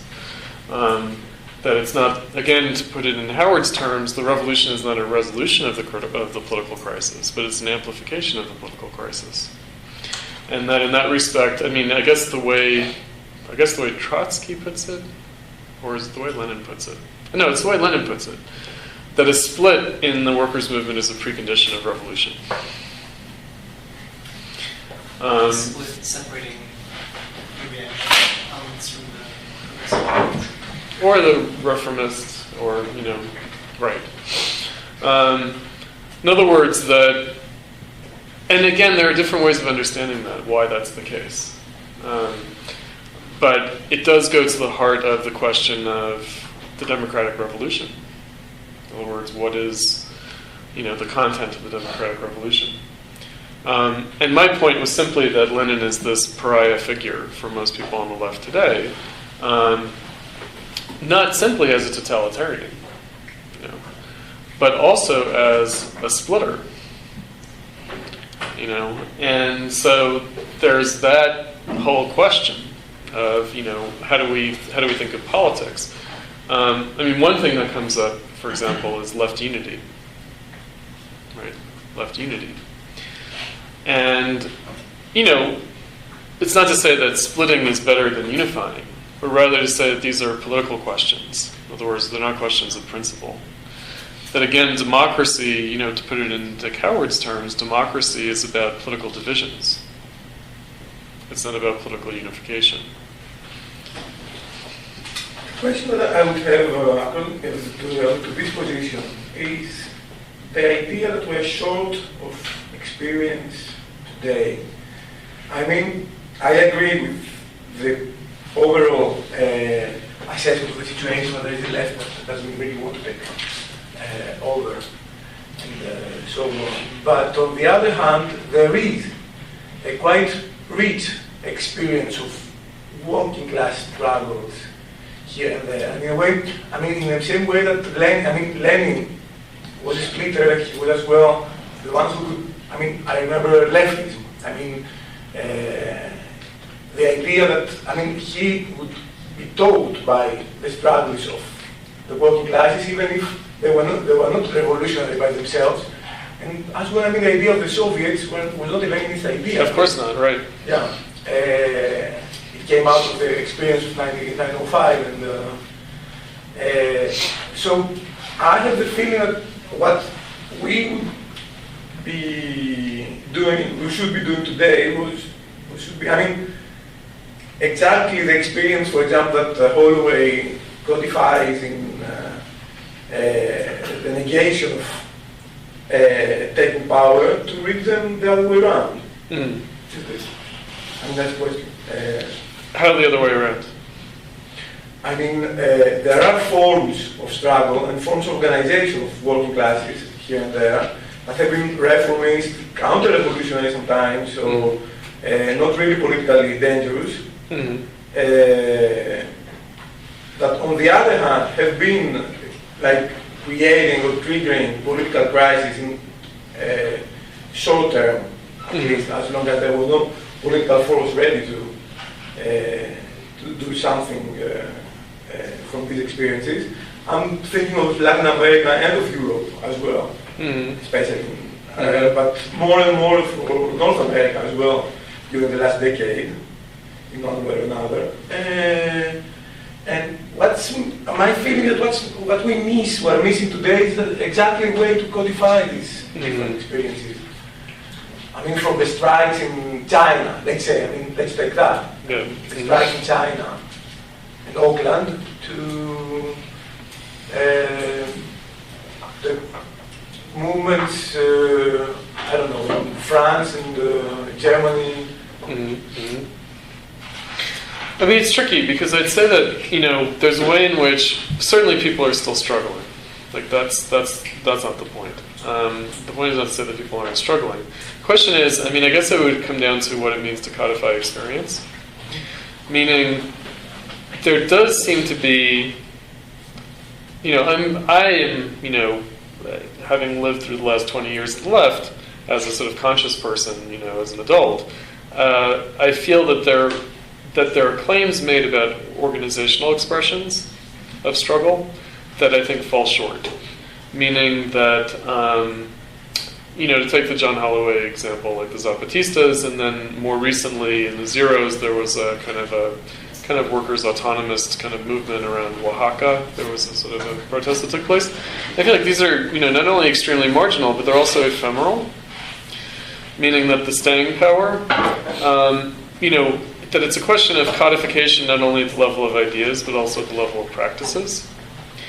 And that there is an aversion to, at least, for instance, in the United States, for example, even though there's a plethora of Marxist organizations, there is still a kind of lack of seriousness in terms of actual political party formation.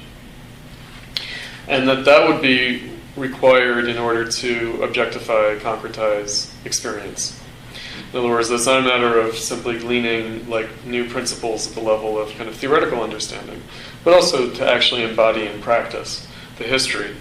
And that in comparison to Lenin's time, when these were embodied in a kind of rising workers' movement and unions, parties, all sorts of forms, that it achieved a kind of a coherence that itself was not just to be celebrated as such, but could at least be contemplated as such. In other words, could be considered as such. And I think that, again, to make reference to Luxemburg in Reform and Revolution, she talks about how that Marxists used to have this understanding of the contradiction of capitalism being the anarchy of production and the socialization of production, but that now there's a third element of the contradiction, which is the growth of the consciousness and organization of the working class itself. And that third element of the contradiction actually exacerbates the original contradiction. It doesn't solve the original contradiction, but exacerbates it and brings it to a new, higher level. And I think that that's, for instance, what Lenin meant, for example, by imperialism as the highest stage of capitalism. In other words, that wasn't an objectivistic kind of evaluation, but it was also a subjective evaluation, meaning that the workers' movement and the struggle for socialism and the organization of capitalism had developed historically together such that one could not contemplate a higher stage of capitalism than the one of the late 19th, early 20th century, meaning the eve of revolution. We don't live in that anymore, right? In other words, we can't say that our period of capitalism is the highest possible stage of capitalism. We can't claim that for ourselves. Because even Lenin, he wrote a bit before Russian Revolution. If it wasn't for the revolution to take over and to succeed, it would have been a fair claim as well. It would have been. Yeah. Right. Well, the question is, did the Marxists make the revolution? They both did and did not. They participated in the creation of the conditions of the revolutions that broke out at the end of World War I. And I think that also the other thing about the revolutions at the end of World War I is that, it's an open question whether that was really a propitious moment. I am very sympathetic to Luxemburg and Lenin and Trotsky and these kinds of figures who basically said, look, we have to own this history, we have to take responsibility for the war. I am very sympathetic to that, but it was also a gamble, meaning that to say we must take responsibility for this war in the sense of now when the state unravels because of the war, we're going to claim this is the revolution. Because Kautsky, of course, had the opposite perspective. His perspective was this is just a disaster, meaning the war is a disaster and the collapse of the state as a result of the war is a disaster, and now is not the time to make a revolution because it's just a disaster. Right? In other words, when Kautsky said this is not the revolution we had in mind, of course he was right. Right? On the one hand, and on the other hand, Luxemburg and Lenin were right to call him a renegade. To say, well, we must take responsibility for this history, in this respect. And, was that, it was a gamble that didn't win. It was a gamble that ultimately didn't win, meaning that Lenin would never have taken power in Russia if he didn't think that there was going to be an unfolding world revolution. And, his estimation of, his conflict with the other Bolsheviks in 1917 was predicated on the idea that there will be a revolution in Germany. He looks at the strikes in Germany that took place in 1916. He looks at the split between the USPD and the SPD in Germany. And he says that it's likely that a revolution in Russia will spark a revolution in Germany, etc., etc. And of course, he was right about that. There is a revolution in Germany. But ultimately, this world revolutionary process that unfolded then failed. It did. And I think the reasons for that are deep. I don't think it's because the Marxists had the wrong idea. Like, I don't think that Howard's perspective is right. That they had the wrong idea about the radical implications of modern society and democracy. I don't think that they sought to bring about an end of politics. So the reasons for that failure are extremely obscure, but nonetheless, there was a failure. But a failure that I, for one, am sympathetic to. In other words, I would say that just because it failed doesn't mean that they shouldn't have tried. Did Lenin ever think through what would have happened after Germany would have had a successful revolution? Because that still, in my mind, is not a guarantee that the world revolution that would have succeeded, especially with the absence of an effective Marxist left in the U.S. No, I mean, it could have been, right, a total invasion. I mean, that's the Kautsky's point. Kautsky and the SPD, I mean, their point was that, if we go all the way to communism, then the Allies will just invade us. In other words, France and England and the United States will simply invade Germany. And, in other words, it could have been, instead of a Russian civil war, it could have been like a Central Eastern European civil war. I guess Hungary would have been in the mix, but, Hungary, Austrian-Hungary is like whatever. And, Italy, of course, there's the Workers' Council movement there, that Gramsci participated in. In a way, it's the reason why Lenin, in left-wing communism and infantile disorder, is preoccupied with the extremely low-level debates in Britain and the U.S., where we're talking about Sylvia Pankhurst and we're talking about Daniel DeLeon in the U.S.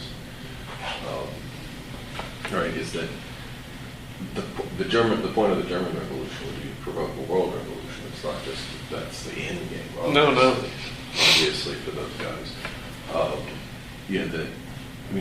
In a way, it's the constitutive problem of the Second International, right? Which is the relatively low development of Marxism within France, Britain, and the United States. Less in France. Yeah, France is a real factor. Mm-hmm. France is a real factor. Also, I could just say, yes, communism in the United States and anarchism in the United States is relatively weak, but the Socialist Party, the Eugene Debs, and he's an anti-war person, of course, that Socialist Party in the United States, the left has never been so strong in the United States as it was before World War I. It's never been as strong as that. And so, if there was a time, that was the time. Right? What was the revolution that Trotsky had in mind? Well, why was Kautsky right? Because the war was itself counter-revolutionary. In other words, war is not the time to try to build upon the gains of bourgeois society. In other words, what Kautsky had in mind was that he had in mind a kind of economic crisis kind of perspective in which society would become politically disorganized in such a way that the working class would have to take power. Right, that it would become economically and politically disorganized such that the established workers' movement, its unions, its parties, would simply inherit power. Right.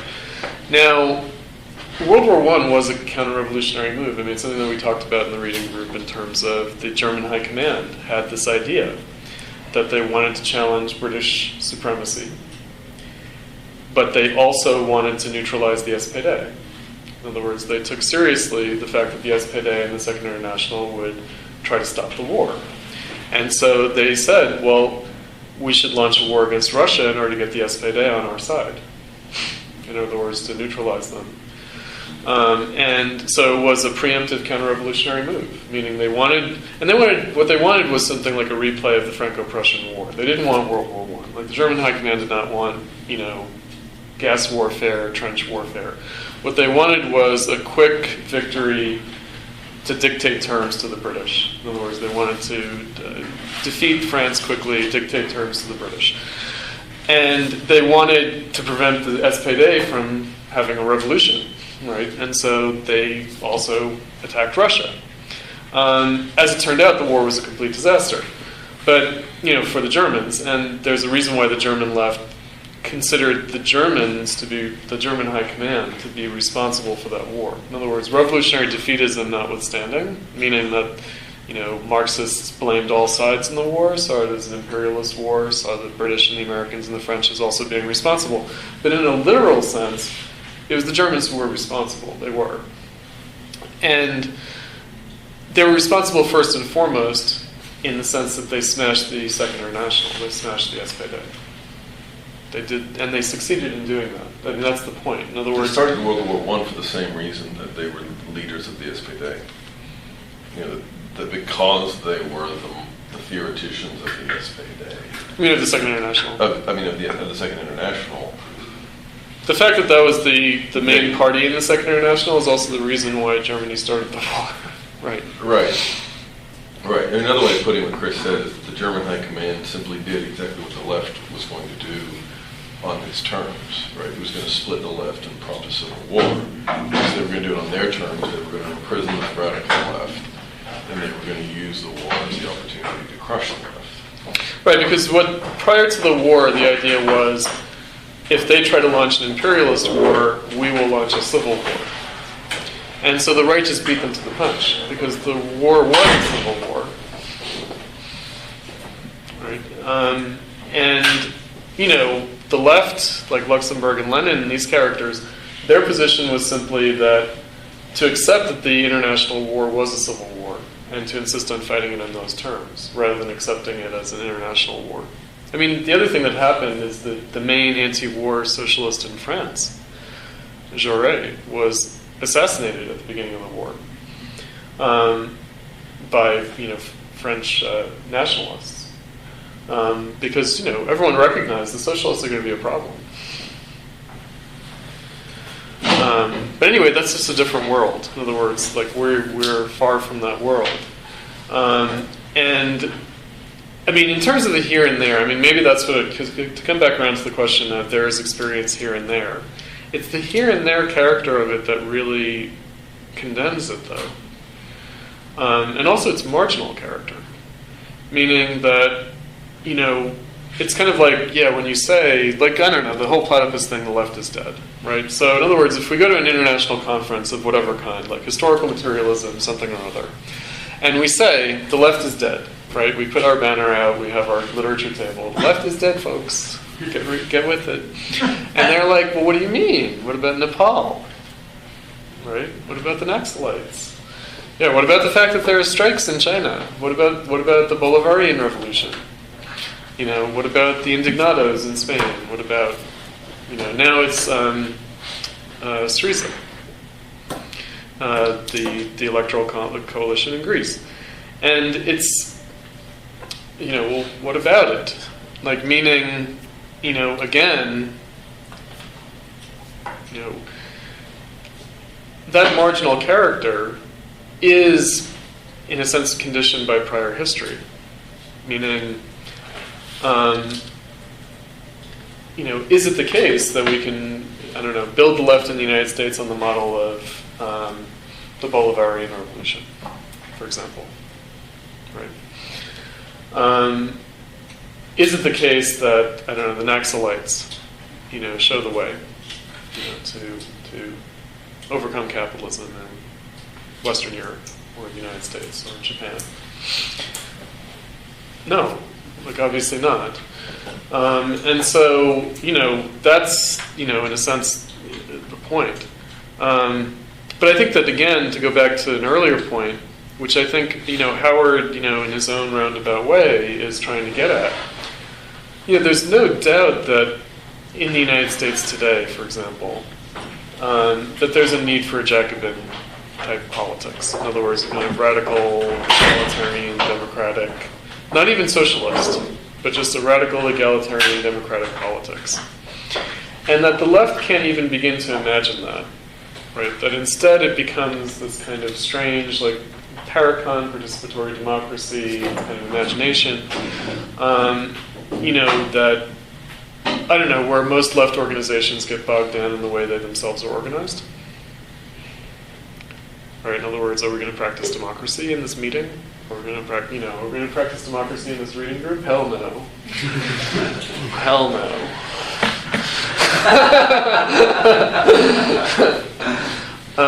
Because my assumption is that you guys don't need to experience democracy by knowing how to run a reading group democratically, but rather that you are democratic subjects by virtue of walking down the street and going to the store and having a job and taking the CTA. That trains you, in other words, I have a strictly Leninist perspective, which is that we're all very adequately trained for democracy. Any cook can do it. Right? That was Lenin's point in the State Revolution. That we don't need some special training in our left organizations to become democratic subjects. That's where Howard is good. He's like, look, we already live under democracy. That's the point. But it's also just the beginning of the problem, not, in other words, that it's in our social relations. It's not some special principle extrinsic to our social relations, but it inheres in our social relations. And so, right, again... And totalitarianism is an expression of it. Right, what he's talking about is, kind of... Expression. Right, or, like the, Occupy. Right, I don't know who here participated in any of the Occupy stuff, but the General Assemblies, right, as the practice of democracy. In other words, there is a strong left perspective on this, like a David Graeber perspective or others, who literally think that what went on at the occupation General Assemblies was the new society in embryonic form. In other words, that the General Assemblies were democracy. And that, that this is what needs to happen everywhere. Right. Harvey makes this good point that anarchists shouldn't run nuclear power plants because they would go into assembly mode in a crisis and try to figure out what to do next. It's also a great paraphrasing of the Einstein quote of there are two things that are eternal: the universe and leftist assemblies. But I'm not sure about the universe yet. That's a good one. That's Einstein?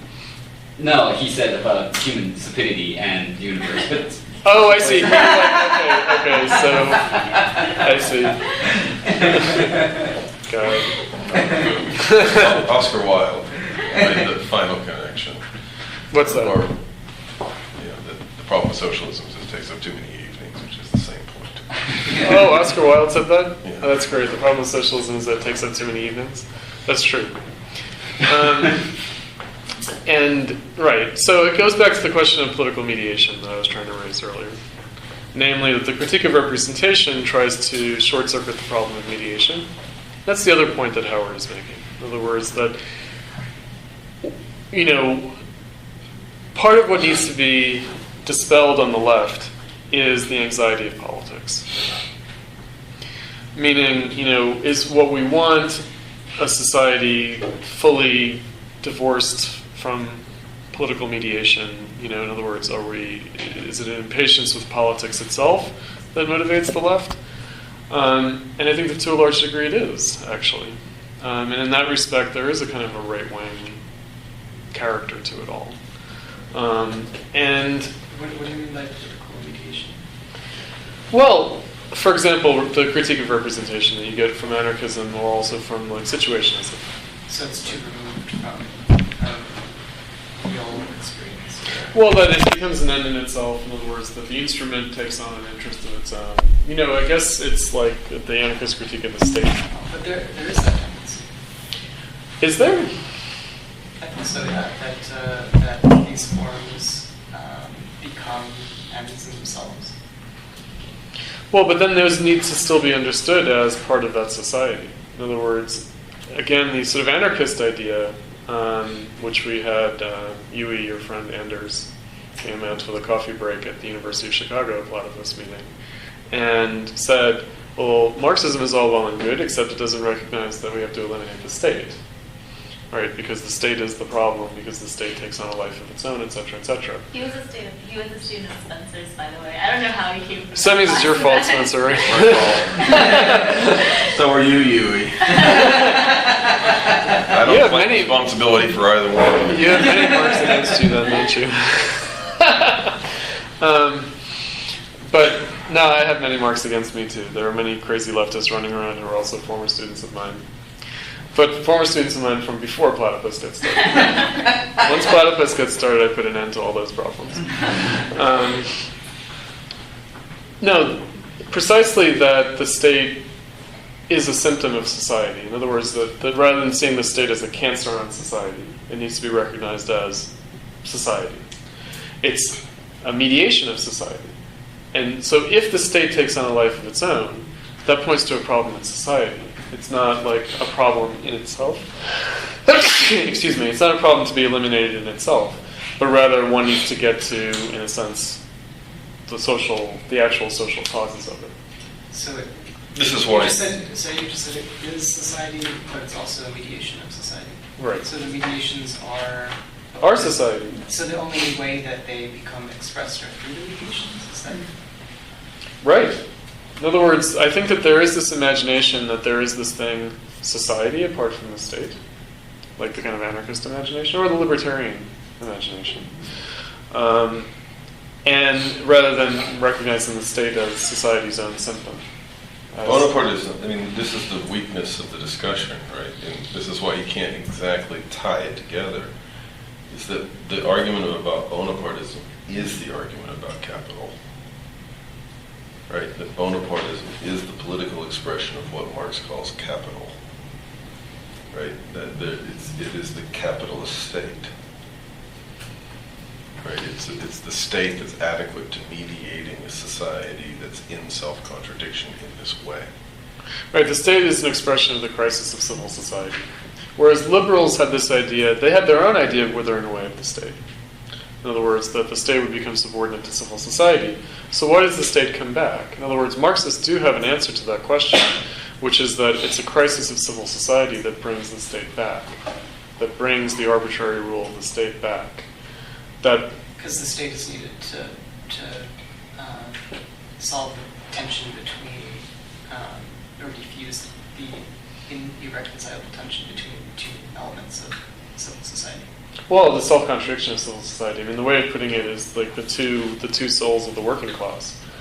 The working class is a political subject, and the working class is an economic subject. I mean, I guess one shorthand way that we've had to put this is when unemployment is a permanent problem of capitalist reproduction, then how are people to be empowered in society? Well, they can have the vote, right? It's an irony of history that universal suffrage, that the working class getting the vote, happens historically coincidentally with the working class becoming socially disempowered as a function of capital. In other words, that the working class was not what Adam Smith thought that it was, which is a full participant in civil society. In other words, in Adam Smith's time, the working class doesn't need the vote because the action is taking place in civil society. The irony is that these things, but yeah. the old liberal idea is that the state is an artificial expression of class, of the old world of the states, right? Of the society of lordship and domination, right? And that the emergence of a natural social form, right? Natural freedom. Right, is one in which the state will naturally will by virtue of that wither away, right, and society will come into its own, and that's what you see in people like Kant and Constant, right? That they see that and that's what they mean by or Hegel, Hegel, or Hegel, right? Is that they're imagining a society coming into its own as human freedom, in which the state will what used to be the state will simply become something like social coordination, right? It'll cease to be coercive. I mean, the Constant article that we had, which is the only kind of Constant article that we actually read in Platypus, The Liberty of the Ancients and the Moderns, he has an argument about the role of the legislature. That the role of the legislature, unlike the old democratic polis of the ancient city-state, would literally convene to determine the morality of society. That the legislature doesn't do that anymore. That what it does is that it ratifies the morality that society itself has generated. This is why Hegel calls the state the self-consciousness. Right? Right. This is why it's the self-consciousness of spirit. Right? Is that it's simply the registration at the level of society of what's already the norm. Or at the level of law. In other words, the law is supposed to recognize society rather than change society. Sorry, I meant to Yeah. ask.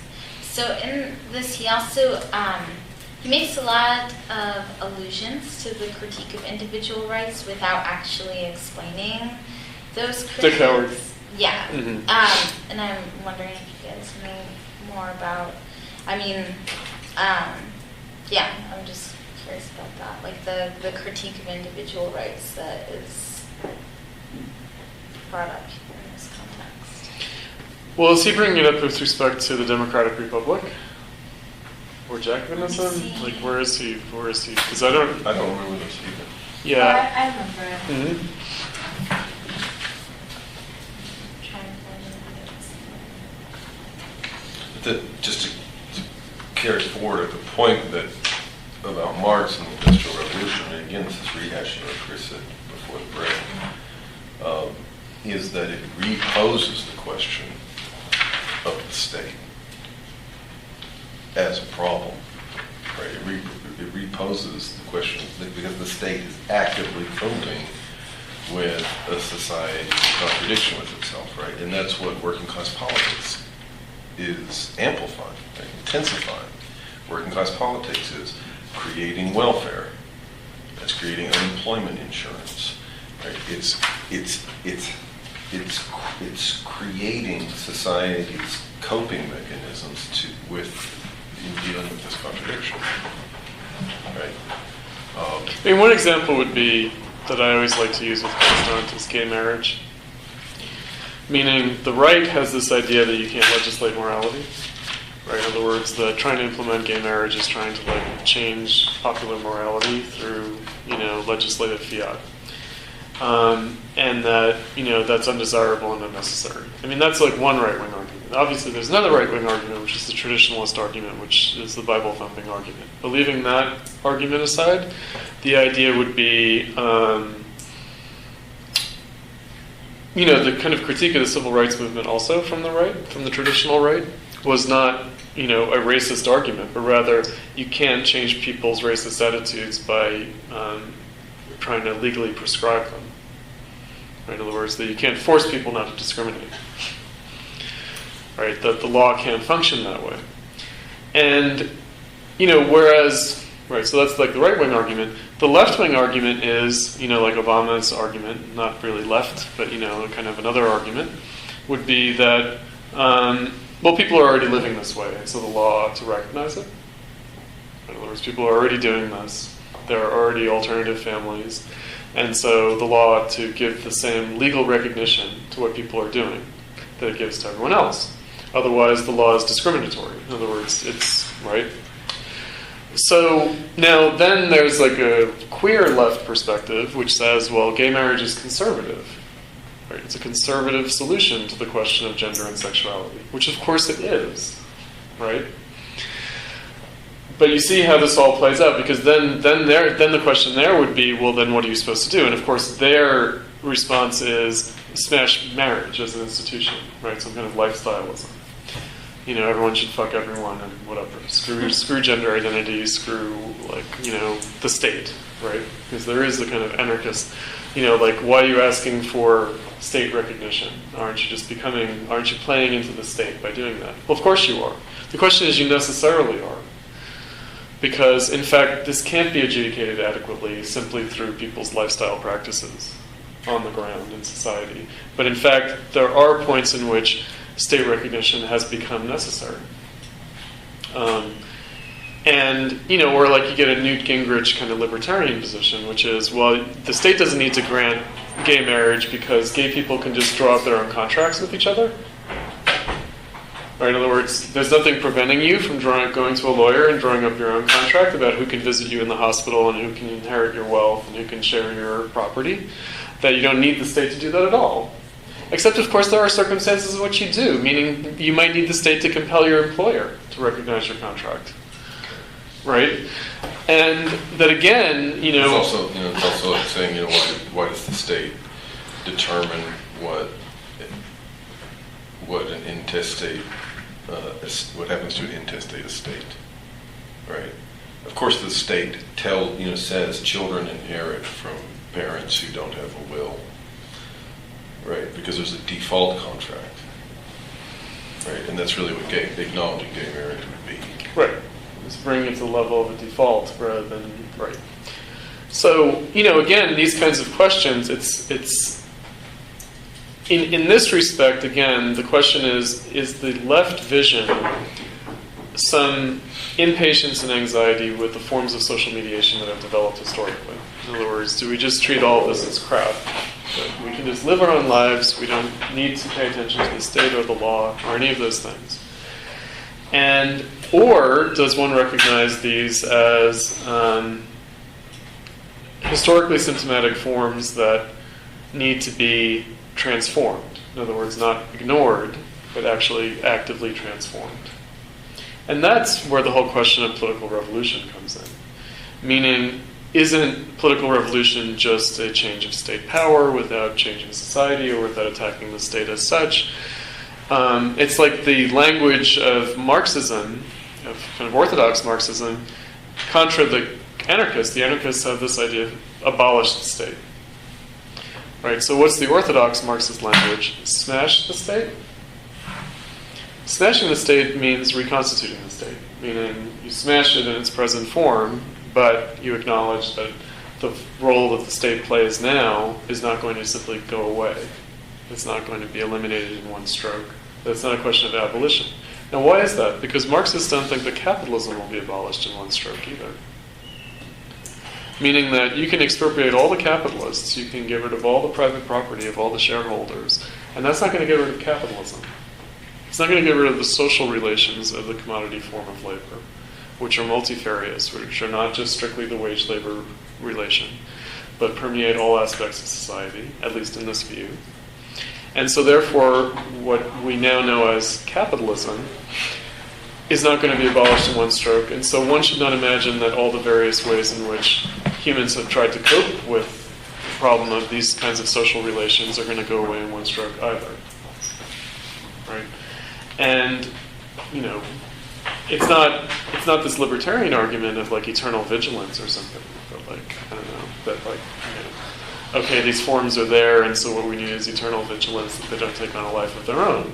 But rather, a recognition of what it would actually take to overcome these forms. In other words, if we regard these forms as symptomatic, pathological, oppressive, as having negative consequentiality in terms of social life, the question is, again, what would it take to actually overcome that? I mean, another way of putting it is, why do we need democracy? Sorry, what was the question? Why do we need democracy? Why can't we just have anarchism now? Why can't everyone just withdraw from the state? So here's the thing that, again, back to just like the word democracy. So in a way, and this is why I'm just having so much trouble with like not having an idea of what we're really talking about when we talk about democracy. Like if we're talking about majority rule, or if that's social authority. So in other words, that I have the right to tell someone on the other side of the planet what they can and cannot do. Wait. In other words, that I should have a say in what people on the other side of the planet are doing, and that already takes the form of that's mediated through a nation-state system that exists now, and treaties, and the United Nations, but and private property relations. So that's okay. So that's like a conception of democracy. But in a way, like, couldn't communism be another form? Like, if you just take the word democracy, like rule of the people, then in a way, communism is democracy, just completely in a completely different conception of it than we currently have. Yeah, Howard's right about that. He is right about that. But then the question is, what does one mean by democracy? Right, that's the question. And I found the individual rights thing that I like to hear people's opinions. It's on the very first page of chapter 13. He talks about it one time before, but here he says, hang on. So I'll just start. Despite his critiques of idealism, Marx remained under its spell. Indeed, this philosophical intention ultimately vitiates his attempt to surpass philosophy by its own means in the practice of political revolution. For just this reason, a reevaluation of the critical potential of Marx's philosophical theory permits a new insight into the way a certain form of economic liberalism has apparently triumphed by denying its own political nature. Its conception of the individual and of individual rights as natural givens rather than as dependent on the prior choice of a political framework is put into question when Marx's mature economic theory is read with the eyes of philosophy. Right, so what he's talking about there, it's a fairly straightforward point, which is that the bourgeois individual is a product, is a social product. In other words, it's not a natural given, but it's a social product, it's a historical product. And that, one way of thinking about that is that, we were talking about the state. One critique of contract theory that developed, for example, like a kind of Hobbesian contract theory, was that somehow society, that there were these autonomous property owners, even if only understood as owning themselves as individuals, and then they enter into contract with each other and then form society. Or that's almost a Lockean contract. It's kind of Lockean, but I think that Locke goes beyond Hobbes on that one. Because then he introduces a kind of labor theory of value kind of idea of property, which is something else. But anyway, the Locke has the notion of the pre-existence of society. He does, yeah. And in this respect, right, Marx's point is to say, no, it's actually a political choice that has been made to give individuals rights. And that political choice has been itself a product of social history. And Constant relates back to that, or does a good job of explaining the construction of individual rights and why they matter in the society. The problem that he's dealing with directly here, right, is the post-1989 moment of neoliberalism. Right? And one of the ways of putting the weakness of the book is that, arguably, liberals in the 18th and 19th century were but dimly aware of the fact that emerging commercial society was, in a sense, a product of history. Some of them were, in a sense, it becomes an index of their vulgarity that there's actually declining awareness of that. And so, for instance, Marx will criticize that kind of Robinson Crusoe conception of society, by which he's not actually criticizing Daniel Defoe, but the 19th century vulgar political economists who like to imagine society as like Daniel Defoe in his ledgers, right? That's one form of a form of anti-politics, right? That society, in and through a kind of wage labor revolution, a democratic bourgeois revolution, has created market relations that, in a sense, have an autonomy, right, that can be conceived of as the embodiment of natural liberty, right? One of the weaknesses of the book is that it can't really distinguish between that and its reiteration in the late 20th, 21st century. It's actually a very different ideological form. So what we call neoliberalism.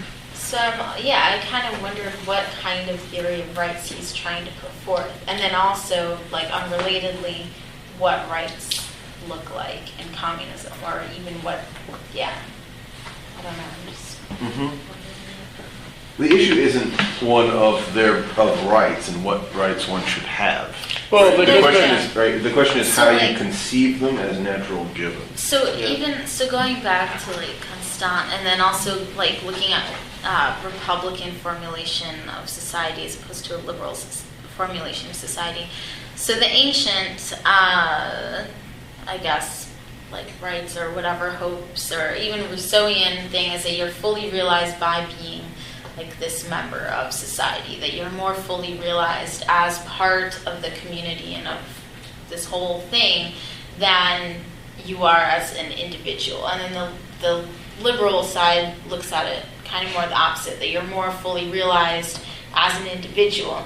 So then, I guess, and I'm sure I haven't read enough Marx to even try and answer this question myself, but what does that, so in communism, how does, Well, there are two formulations in the manifesto. One is, I think it's Louis Blanc, or is it Charles Blanc? I always get those two confused, the two socialist brothers in France. I think it's Louis. Louis Blanc, who has from each according to his need to each from each according to his ability to each according to his need. But then there's the formulation of the freedom of each being a precondition of the freedom of all. Not the opposite, which is what you'd imagine, the freedom of all being a precondition of the freedom of each. But rather, there is an acceptance of the individual as a historical product that then has to be the basis for socialism. I mean, what we're dealing with after the 20th century is some kind of horrible collectivism versus individualism kind of ideological debate. You know, are you an individualist or are you a collectivist? In other words, the individual is a historical product, but is real. In other words, is a real historical product. It's not that, you know, it's epiphenomenal or something, or that we could retract that individualism. You know, that we could say, well, because the individual is just a product of bourgeois society and it's not natural, we can just sort of get rid of that. No, it's a real historical product, and it's also a real emancipation. In other words, it's a real emancipation that individuals can be individuals.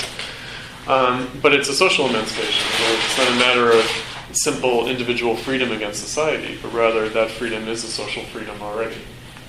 And so in that respect, communism would not involve a different set of conceptions of rights, but would in fact build upon and seek to fulfill the historically developed ones that have come with bourgeois society. In other words, it wouldn't be the negation of the bourgeois individual, but in a sense it would be the fulfillment of the bourgeois individual, which capitalism itself prevents from happening. The freedom is like individual. It's like product that we've created through history. Mm-hmm. Is that what you mean? Well, the idea is that bourgeois society itself is an emancipatory, achievement, in which it's not that the individual existed and then was emancipated, but rather society was transformed such that the individual could emerge. Bourgeois society is precisely the realization of the individual, right? It's the demand to be an individual that is bourgeois society, right? People becoming but the society becoming a society of individuals is to say that there's the emergence of bourgeois society. There isn't any other way to think about it, really, right? That's why liberals will talk about freedom, Mm-hmm. right? That is really rooted in the society itself, right? That it's not like you can vote or this or that, right? And it's the the inner potential of that to develop that they see is ongoing, that enters into crisis, right? In the 19th century. In the 19th century, right? That it's the very project of the society of individuals that Marx in the manifesto is signaling his desire to complete under changed conditions. Right. The question is, capitalism promises this emancipation, but undermines it. But it only undermines it as a function of history. In other words, it's not that it was always a lie or something. It's that it develops a new contradiction and also a new individuality. I mean, that's why you get, this whole question that Marx puts forward, I think it's in the Grundrisse, about the social individual. In other words, that there is, a demand that both bourgeois individuality be transcended, but also be fulfilled at a higher level. In other words, that's the, apparently self-contradictory kind of move that's involved. And neoliberalism sort of ignores that flip? It's not that it ignores the flip. It's that neoliberalism, there was a time like Karl Popper. The Karl Popper time was something like capitalism is an evil, that we have to preserve because it vouchsafes liberty, right? It's somehow that in order to have democracy, you need capitalism. And so what you need is like capitalism kept within bounds or something. There's like that kind of idea. Whereas neoliberalism, and of course this is already a neoliberalism, like the kind of Karl Popper, Isaiah Berlin is the early like neoliberalism. But what we call neoliberalism in terms of the later 20th century, so post-1973 and post-1989 neoliberalism, is just, it's not like we need capitalism in order for us to be free, but that capitalism just is free. Right? There's a kind of a further degradation of the problem. In other words, that at least like Schumpeter, was like, well, yeah, the days of entrepreneurial capitalism are over because the process of democratization is such that, and the expansion of education and literacy, he's got all sorts of, sociological explanations for this, are such that, that entrepreneurialism will have to be tempered by democracy. Like that's his kind of argument. And so there's this idea of some kind of compromise between democracy and capitalism. Whereas now, capitalism is simply, it's not seen as a means to freedom. It's just seen as freedom. Just that, if you try to think with capitalism, you're going to end up with an unfree society. And that's a real come down from classical liberalism, certainly. And even from earlier 20th century liberalism. Earlier 20th century liberalism would have been, well, yeah, there are evils to capitalism, but they can be kept in check, and ultimately you need it in order to keep an open society. It was with Friedrich Hayek, it becomes like private property in the market. We need to preserve private property in the market in the face of capitalism. Yeah, that capitalism itself undermines. I mean, there was at least an acknowledgement. If capitalism is productivism, right? If capitalism is production unleashed, then Hayek was saying, well, clearly Stalinism is more productive than capitalism, right? We know that capitalism has economically failed, but we need private property in the market anyway for the sake of individual liberty, right? Marx says this in the manifesto, in which he says that he not only says that communists are accused of those things that capitalism itself are doing, he says this about profaning the holy and destroying the family. So he says, well, the communists are seen as profaning the sacred and of destroying the family, but capitalism is doing that far more than communists could ever do. But he also says communists are accused of wanting to abolish private property, but capitalism itself abolishes private property more than communism could ever do. And it's a very opaque point, but in fact it's, it has a rationale to it, namely that, for instance, the most basic form of private property, which is self-ownership, is undermined by capitalism. In other words, the contradiction of capitalism, unemployment, actually divests you of your own property and yourself. Right? Capitalism itself, that again, the communists are accused, like that whole dialogue part that he has in the manifesto. This is the point where the freedom of all is in contradiction with the freedom of each. Right. That capitalism undermines the individual more, and that the reasons for that are what need to be sort of unlocked. That's really, Marx's own argument. And it's, in a sense, that recognition is only degraded in the interim, certainly across the 20th century up to the present. Okay, so I guess we should adjourn. We're over time a little bit already, before we started late. So next time, it will be a shifting of gears. It will be more of a question of Marxism and socialism per se, rather than mediated through the question of democracy in the CPGB debate. And it will also be more straightforwardly the question of Platypus per se, which is kind of an extended coda to the year-long review.